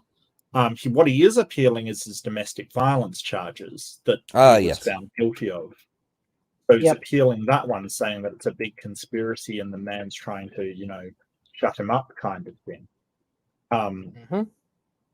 Which is ridiculous. Shout out to the documentary, The Weakness of Kent Hovind. Yeah. I was actually, I watched Apologia last week that happened. They had, Paul had, I think it was the director of that on to talk about it. I was on Apologia spree. You know how the algorithm feeds you stuff and you're like, oh, okay, I'll watch this. Yeah. So the director was on that Apologia. And I was like, yeah, that was pretty neat. So I went back and I'm like halfway through rewatching that. It's a good documentary. He does not have enough wild subs. ride. Yeah, for a YouTube channel, absolutely. For anyone who's curious, it's McKinnon Mitchell Studios, The Weakness of Kent Hovind. Great documentary to just sit back and listen to. He documents all of Kent's BS up until last year. Yeah, I will. And I feel he has a pretty good message at the end, honestly.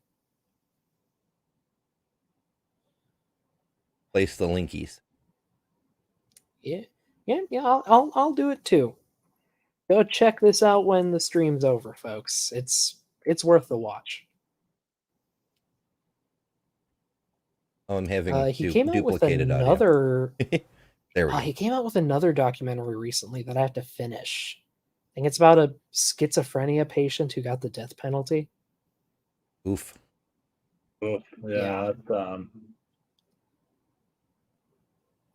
That's a whole can of oof.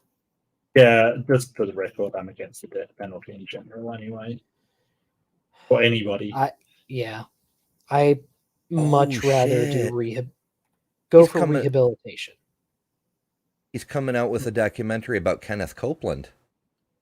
Oh, yes. Oh, that's going to be fabulous. Yeah. I am here for it. I wonder if there's a release date. If there ever was a demon on Earth, that man would be it. I know. Just look at his he makes. Exactly. He is. He's fucking Lucifer. He's Beelzebub leading the fucking armies of all these. Oh, you got a demon in you, preachers. All of them. They're all his minions. I didn't used to understand when people said it looks like something wearing a human suit. He looks like that in every appearance I've ever seen.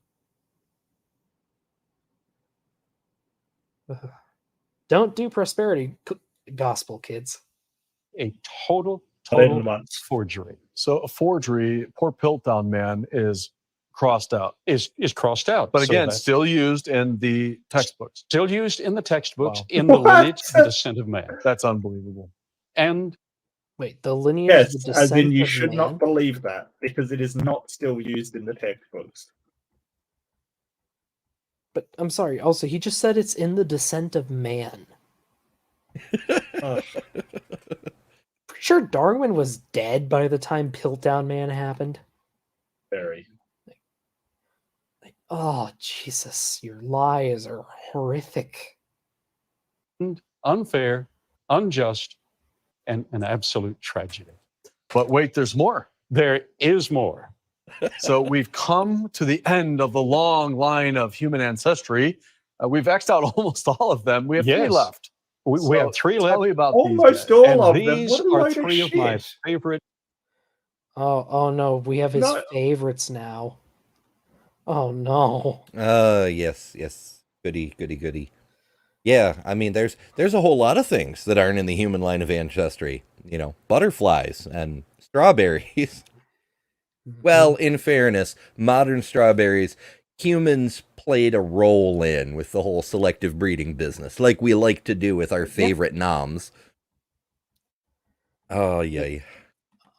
Oh, and so Titan textbooks about famous, easily debunked hoaxes. Ooh, those I are fun.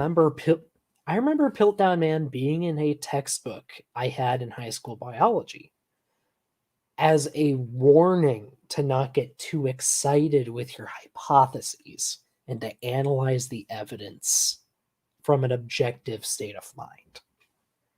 It's a good warning. And sometimes, I'll admit, we do need a reality check. Like, hey, calm down, buddy. Look at this more carefully. It's needed. Favorite fossil individuals. Homo erectus. Early. Oh, good luck, Carl. Good luck. About the middle of the last century, these fossils were found. A femur, but it was rather short. And then a skull cap, rather short. So they were human-like, actually human. So they said, all right, these were little people, so they belong in the descent of man from the Australopithecines. Well, they later found a full skeleton, and he was 6 feet in height. So you have a younger individual with the bones in the proper proportion, Sure. yet smaller, Sure. and yet he would have been totally 6 feet in height. And recently, well, like 20 years ago, they discovered an entire skeleton of a teenager. It was obvious that he was a teenager, and yet he was the height of normal teenagers. So Homo erectus is totally human in every dimension. Okay. But Which is now why we bother to distinguish between Homo erectus and Homo sapien. Yeah. That's why Canis lupus familiaris is we bother to distinguish it from regular Canis lupus because they're indistinguishable. That's why we distinguish them. Yes. Yeah. Well, the largest I can see for Homo erectus is 1.8 meters, which is like about about 5'6", like just 5'7"? under 6 feet. Yeah, no, it's about 5'9", I think. Yeah. Like they could get to 5.9. about the same height as modern humans. Yeah. Which, considering the time they lived in, is actually kind of impressive. But yeah, there are tons of anatomical differences between Homo erectus and modern humans. Like so many differences. Yeah. They are obviously different species.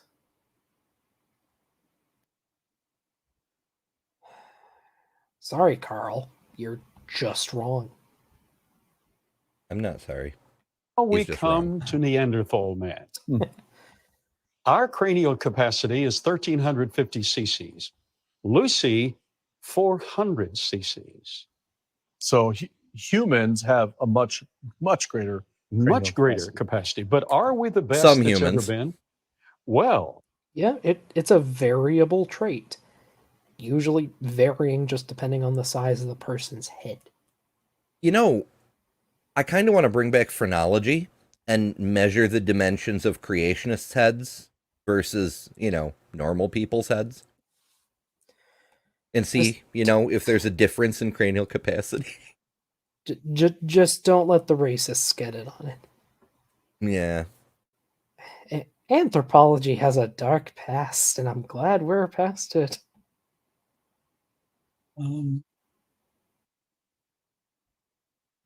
our cranial capacity is 1,350 cc's. Neanderthal man was 1,450 cc's. So he'd be the opposite Could be. of ape-like man. He Certainly. would actually probably be above us in in brain power. intelligence, in dexterity, in inventiveness, and I'll support that. Not long ago. So this is No. low-key racism. We don't actually know. Brain size doesn't necessarily mean more dexterity or even more intelligence. What we know from Neanderthals is while they were capable of a whole lot of things that modern humans do, they never invented projectile weapons, for example. That's one of the ways we suspect that our ancestors were able to overtake them, because we could use slings and later bows and arrows, and they had spears at best. But the Neanderthals predominantly lived in Europe, where the Europeans now live. So the ancestors of the Europeans are the best that's ever been.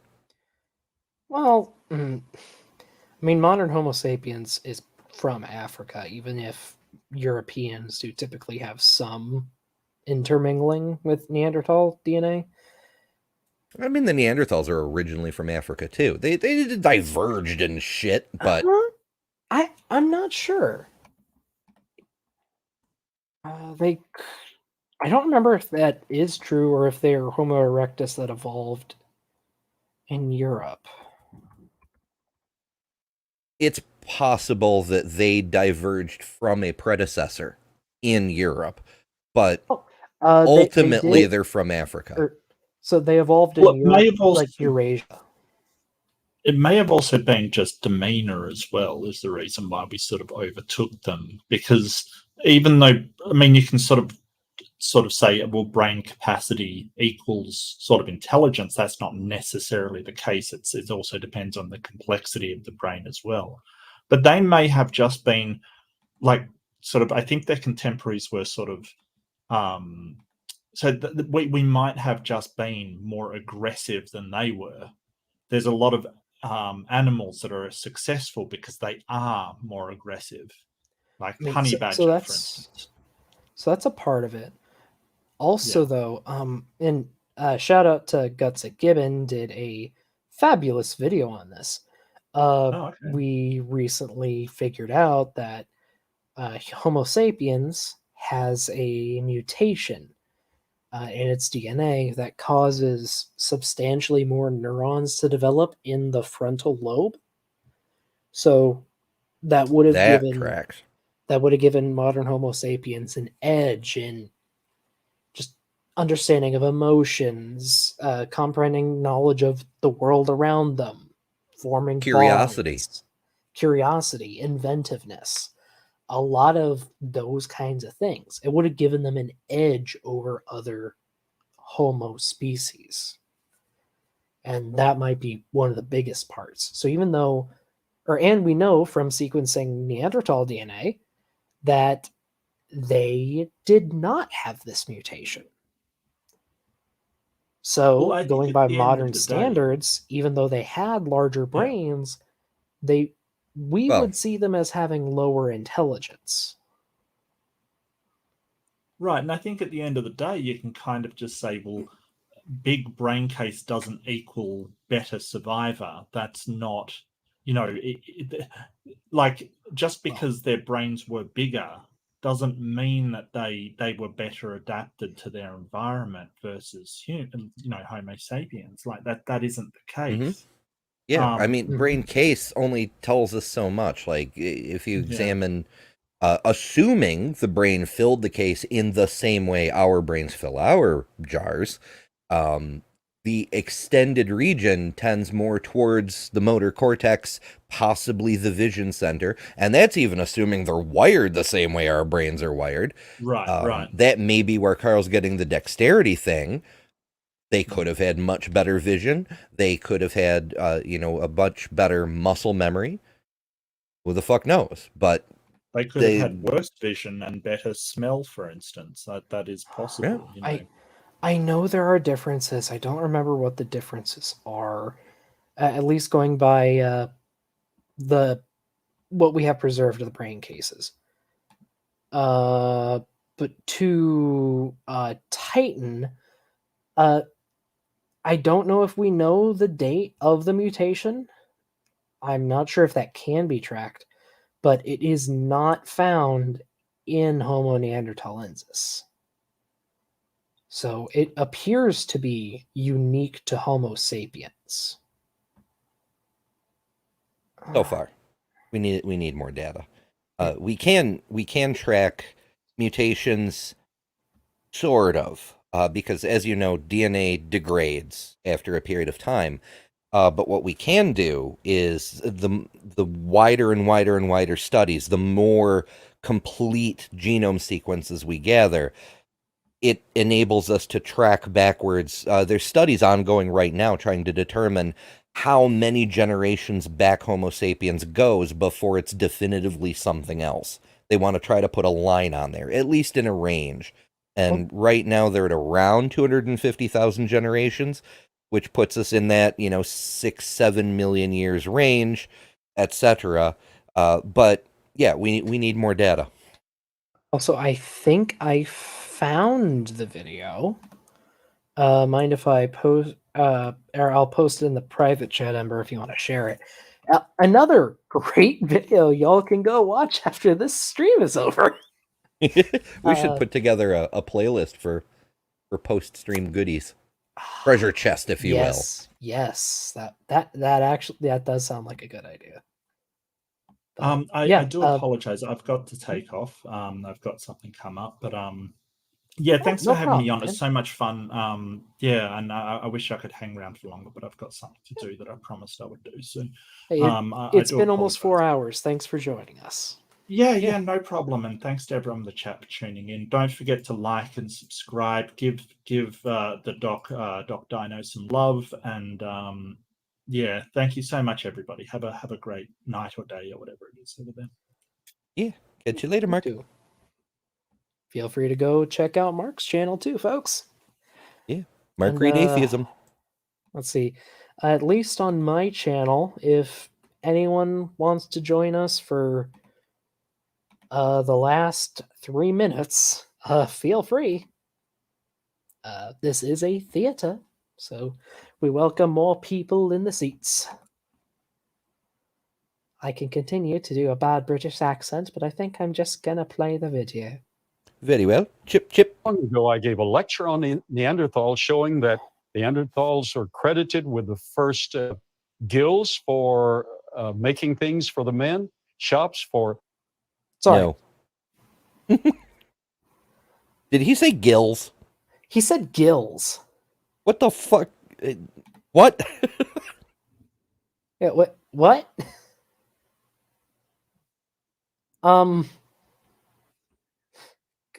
Carl, did you misspeak there? For leather, for metal, for bone, for wood, all in one immediate area. Yeah. So and I remember on the Discover Hidden Israel show, we found a cave in Israel that they found Neanderthal skeleton, and we knew that it had the hyoid bone. The hyoid bone. So we're saying Cabra? I'm pretty sure they just showed Shan at our cave. Could be. That name rings a bell. Maybe it is Kabara. Oh yeah, duh. They did say in Israel, not in Iraq. But yeah, we have Neanderthal hyoids. They could speak. Their voices would have been much higher pitched than most modern humans. Interestingly enough. We're saying this is 100% fully human. 100% fully human, superior man in an isolated context. Mm-hmm. And you and I were there overlooking that source. Because it's hard to say they were superior. Like I said, it's low-key racism. By making the Neanderthals the best humans ever, it makes Europeans, by, I guess, association, the best humans ever. Well, European, Western, Asian, but yeah, because remember, one of there are humans with a percentage of Neanderthal DNA, and they're generally European or nearby. It's often a small percentage, but some percentage. Yeah. I'm not sure I'd hop on calling it racism. Is just the thing. Well, there's other shit. It's a symptomatic thing. That's one symptom of many, but we're not here for that. Yeah. John's right. The hyoid bone is the only bone not directly connected to an adjacent bone. It's connected to cartilages and shit, and We often call it a free-floating bone, even though it's not actually floating. It is connected to things, just not other bones. Not directly. I feel like that's correct. I'm not 100% sure, but I feel like that's correct. Another fun fact is you can often use the hyoid bone to determine if a person was strangled or hanged, because the direction of the ligament makes a difference. Well, it's also just very easy to break. It's a very fragile bone. It is very fragile. Which is also why throat punches work so well. Yeah, they're very dangerous. Don't do that. Mm-hmm.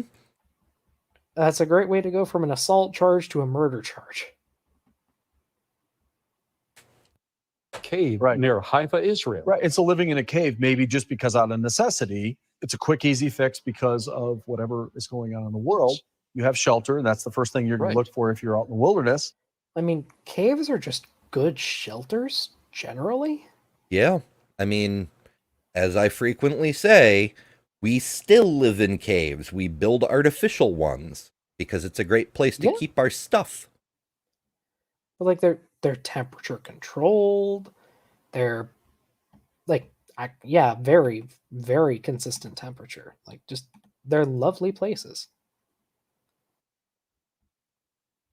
This is a cave, as long as you're not a bear. Yes, and especially if it's an ice age. Right. So we have man, and the most superior ancient man. These are fossil men. Here we have Cro-Magnon man. He had 1,600 cc's of cranial capacity. And he is credited along with the Arab Nation people living contemporary. All of these lived contemporary. And he's credited with... Oh, boy. No one calls them Cro-Magnon. They're just ancient Homo sapiens. And cranial capacity. I don't feel that numbers. No, okay. Apparently could get up to 1,600 cc. Okay. Cool. Yeah, anatomically modern humans. Between 1,400 to 1,500.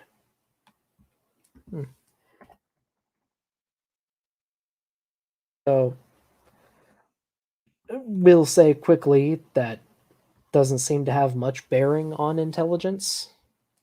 It's just variable. But yeah,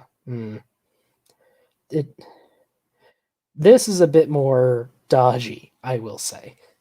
The superior man, no, it is. Well, that's sort of what I was getting at. Is Cro-Magnon? You know where this was going? Yeah, it specifically refers to the early anatomically modern humans who specifically lived in Europe from about 40,000 to 10,000 years ago. So the earlier Europeans are the best humans that ever were. Yeah, that's a bit more than a little yikes. With some of the greatest art in the history of the world. Large groups of animals. Have you seen the Sistine Chapel? Like I'm not a Christian, but or Oxford. It's 1,000 years old. It's gorgeous. Yeah, okay, don't get me wrong. Ancient cave paintings, fucking fantastic. Everybody should get their art on, even the ancients. But we have made some progress since. Yeah, there's been a few tens of thousands of years of advancement. Details. Oh, also, so important question. Which of these was Noah? I think Carl's gonna. Well, it's hard to say. It's hard to say because it seems like even though he's going hoax, hoax, hoax, he's also conceding a little bit to evolution. The way he's talking about these are the first modern men, and these are in the human family tree and this kind of thing. So Where do you put them in your Bible story though? You know? But yeah, I think Ken Ham would say that Adam through Noah, the great ancients who lived 1,000 years and had a gazillion babies, those guys would be solidly in Cro-Magnon because they're the big patriarchs and shit. And then genetic entropy entered the picture following the flood for some reason, rather than following original sin for some reason. Oh boy. In 3-dimension, and hundreds of feet below surface in caves. So cave paintings. Without illumination. Wow. Just torchlight or whatever they might have. Torchlight is illuminated. Also, what do you mean? I'm not sure, but hundreds of feet I feel like that's an exaggeration, Carl. I think we may have found, like, my meat brain may be malfunctioning, but I recall hearing something recently about a Neanderthal burial that was about 120 feet. Not necessarily down, but from the cave entrance. Also, I'm remembering a thing that we covered not too long ago about how when you strike quartzes, it lights up. You get a strobe light, but you can make light with a fucking rock. Yeah.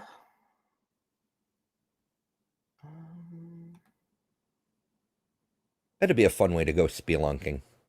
Bang some rocks as you're walking along. Oh, I just got a reminder not to trust Google. It just said the largest human being ever found was 25 feet tall. That's awesome. Oh no.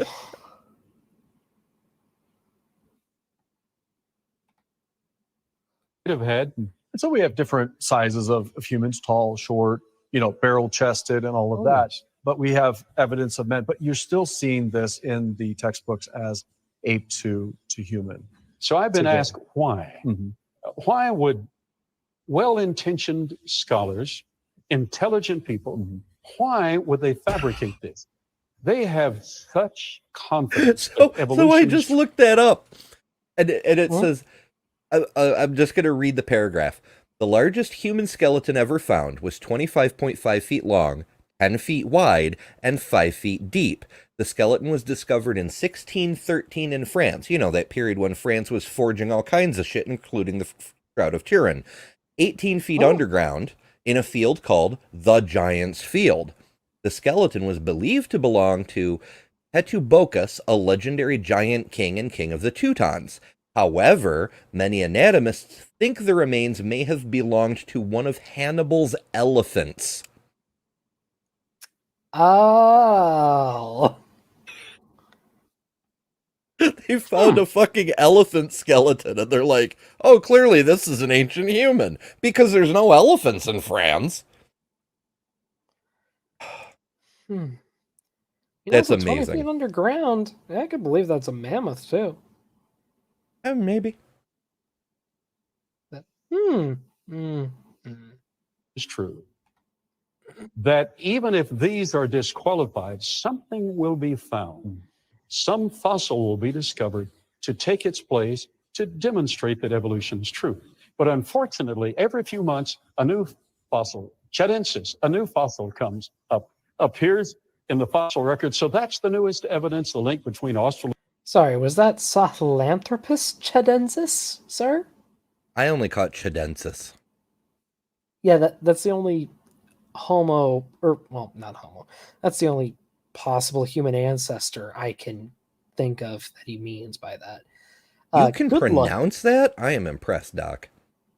Chedensis? The whole thing. It's Sahelanthropus chedensis? Yes. It's spelled SAHELANTHROPUSTCHADENSIS. Yeah. I'm like, I don't know. It looks like General Tso's chicken to me. I'm like, there's way too many consonants in there. Way more than it needs. I mean, it means the man from the Sahel region of Chad. Who Why the T, though? I don't know. Oh, because otherwise you could pronounce it as Shadensis with Latin, I think. Or I think. I might be pulling that out of my butt. But it's to help with the pronunciation. Maybe. Yeah, July 7th, 2022, Smithsonian Magazine. Chadensis is one of the oldest known species in the human family tree, roughly 7 million years ago. Yeah. We're not 100% sure if it's in our lineage, but it seems like it could be. We only have one confirmed specimen, and it's just a skull. So we don't know It's got for a sure. hell of a brow ridge. Yeah. And the morphology is intermediate between other apes and what we see in humans. But it could also just be a weird ape, because that's from 7 million years ago. But it could have been bipedal. We're not certain. Yeah. Need more data. Yeah. Although the specimen we do have does have a name in the native language, which I think is actually a very nice name.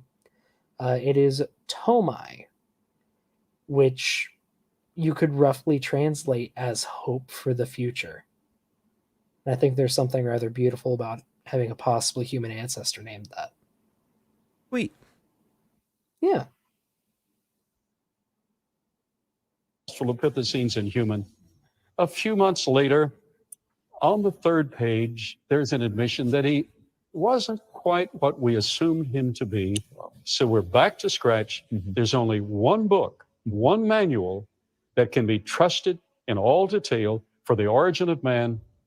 God made man. Preaching time. It's preaching time.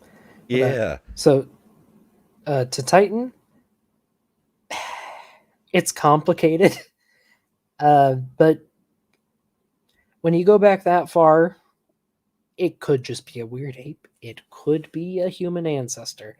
That's about the time we've estimated that humans and chimps branched off. And going back 7 million years, there were just a lot more ape species than there are today. Today we have, let's see, Homo sapien,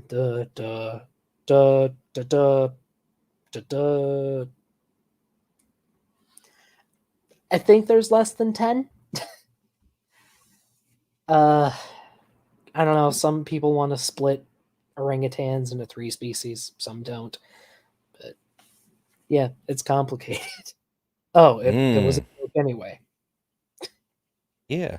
Although that does make me think of how there used to be, a lot more kinds of human, too. Yeah.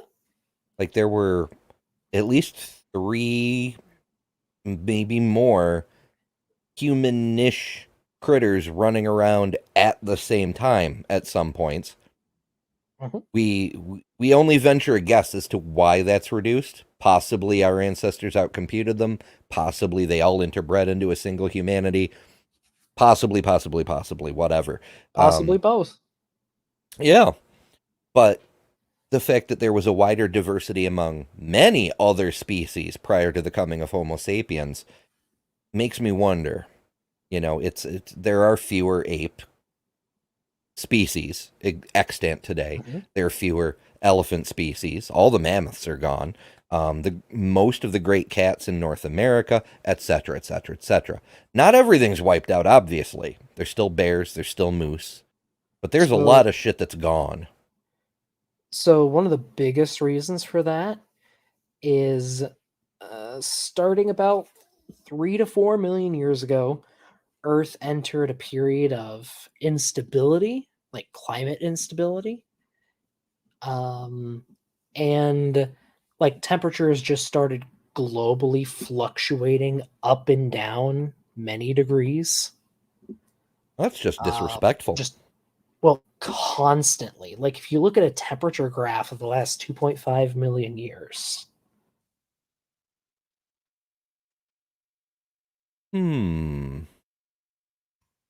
Because we actually have good records.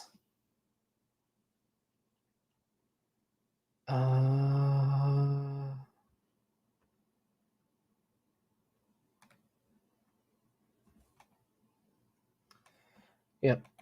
Here we go. Here's over the last 2 million years. It goes crazy. Yeah, it's a lot of wibbly wobbly. Yeah, like in a span of 10,000 years, you can see up to 6 or 7 degrees Celsius of global temperature variation, which is the difference, or which is basically the difference between having all of Europe covered in ice or not, or having glaciers all the way down to Missouri or not. So we used to have relatively cyclic glacial and interglacial periods, but in this time since the last glacial maximum, we're just all over the fucking place. Yeah, we are actually going by the trend. We should be going into another ice age right now. Like we should be going into another crash. But due to human carbon emissions, that's not happening, and frankly, we're not 100% sure what's going to happen.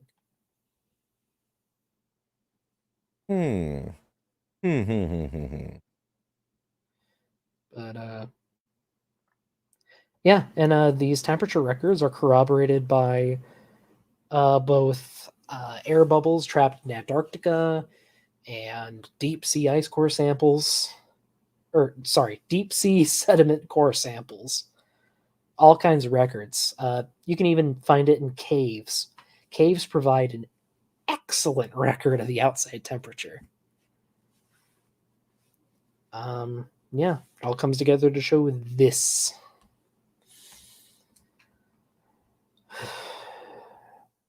The climate's been in absolute turmoil the last few million years, and it killed a lot of things off that just couldn't adapt. The last glacial, spurt killed a lot of things. So Earth is having a rough time. Homo sapiens and climate instability on the long term, not good for biodiversity. No, it is not. There's a reason why a lot of things have been through a huge genetic bottleneck in the last few, or last couple tens of thousands of years. Yeah, I've noticed that as well. The creationists like to point out numerous genetic bottlenecks. They don't all occur at the same time. In fact, none of them seem to overlap, but there's a lot of them. Mm-hmm.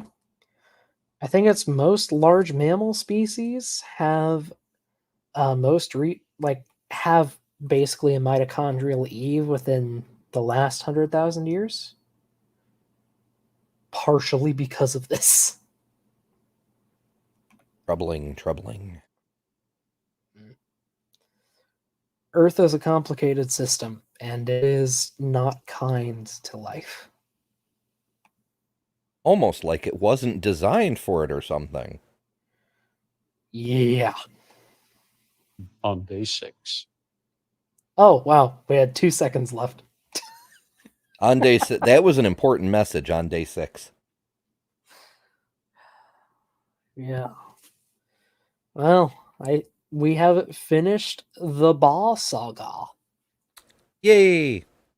I mean, unless we go find more of these.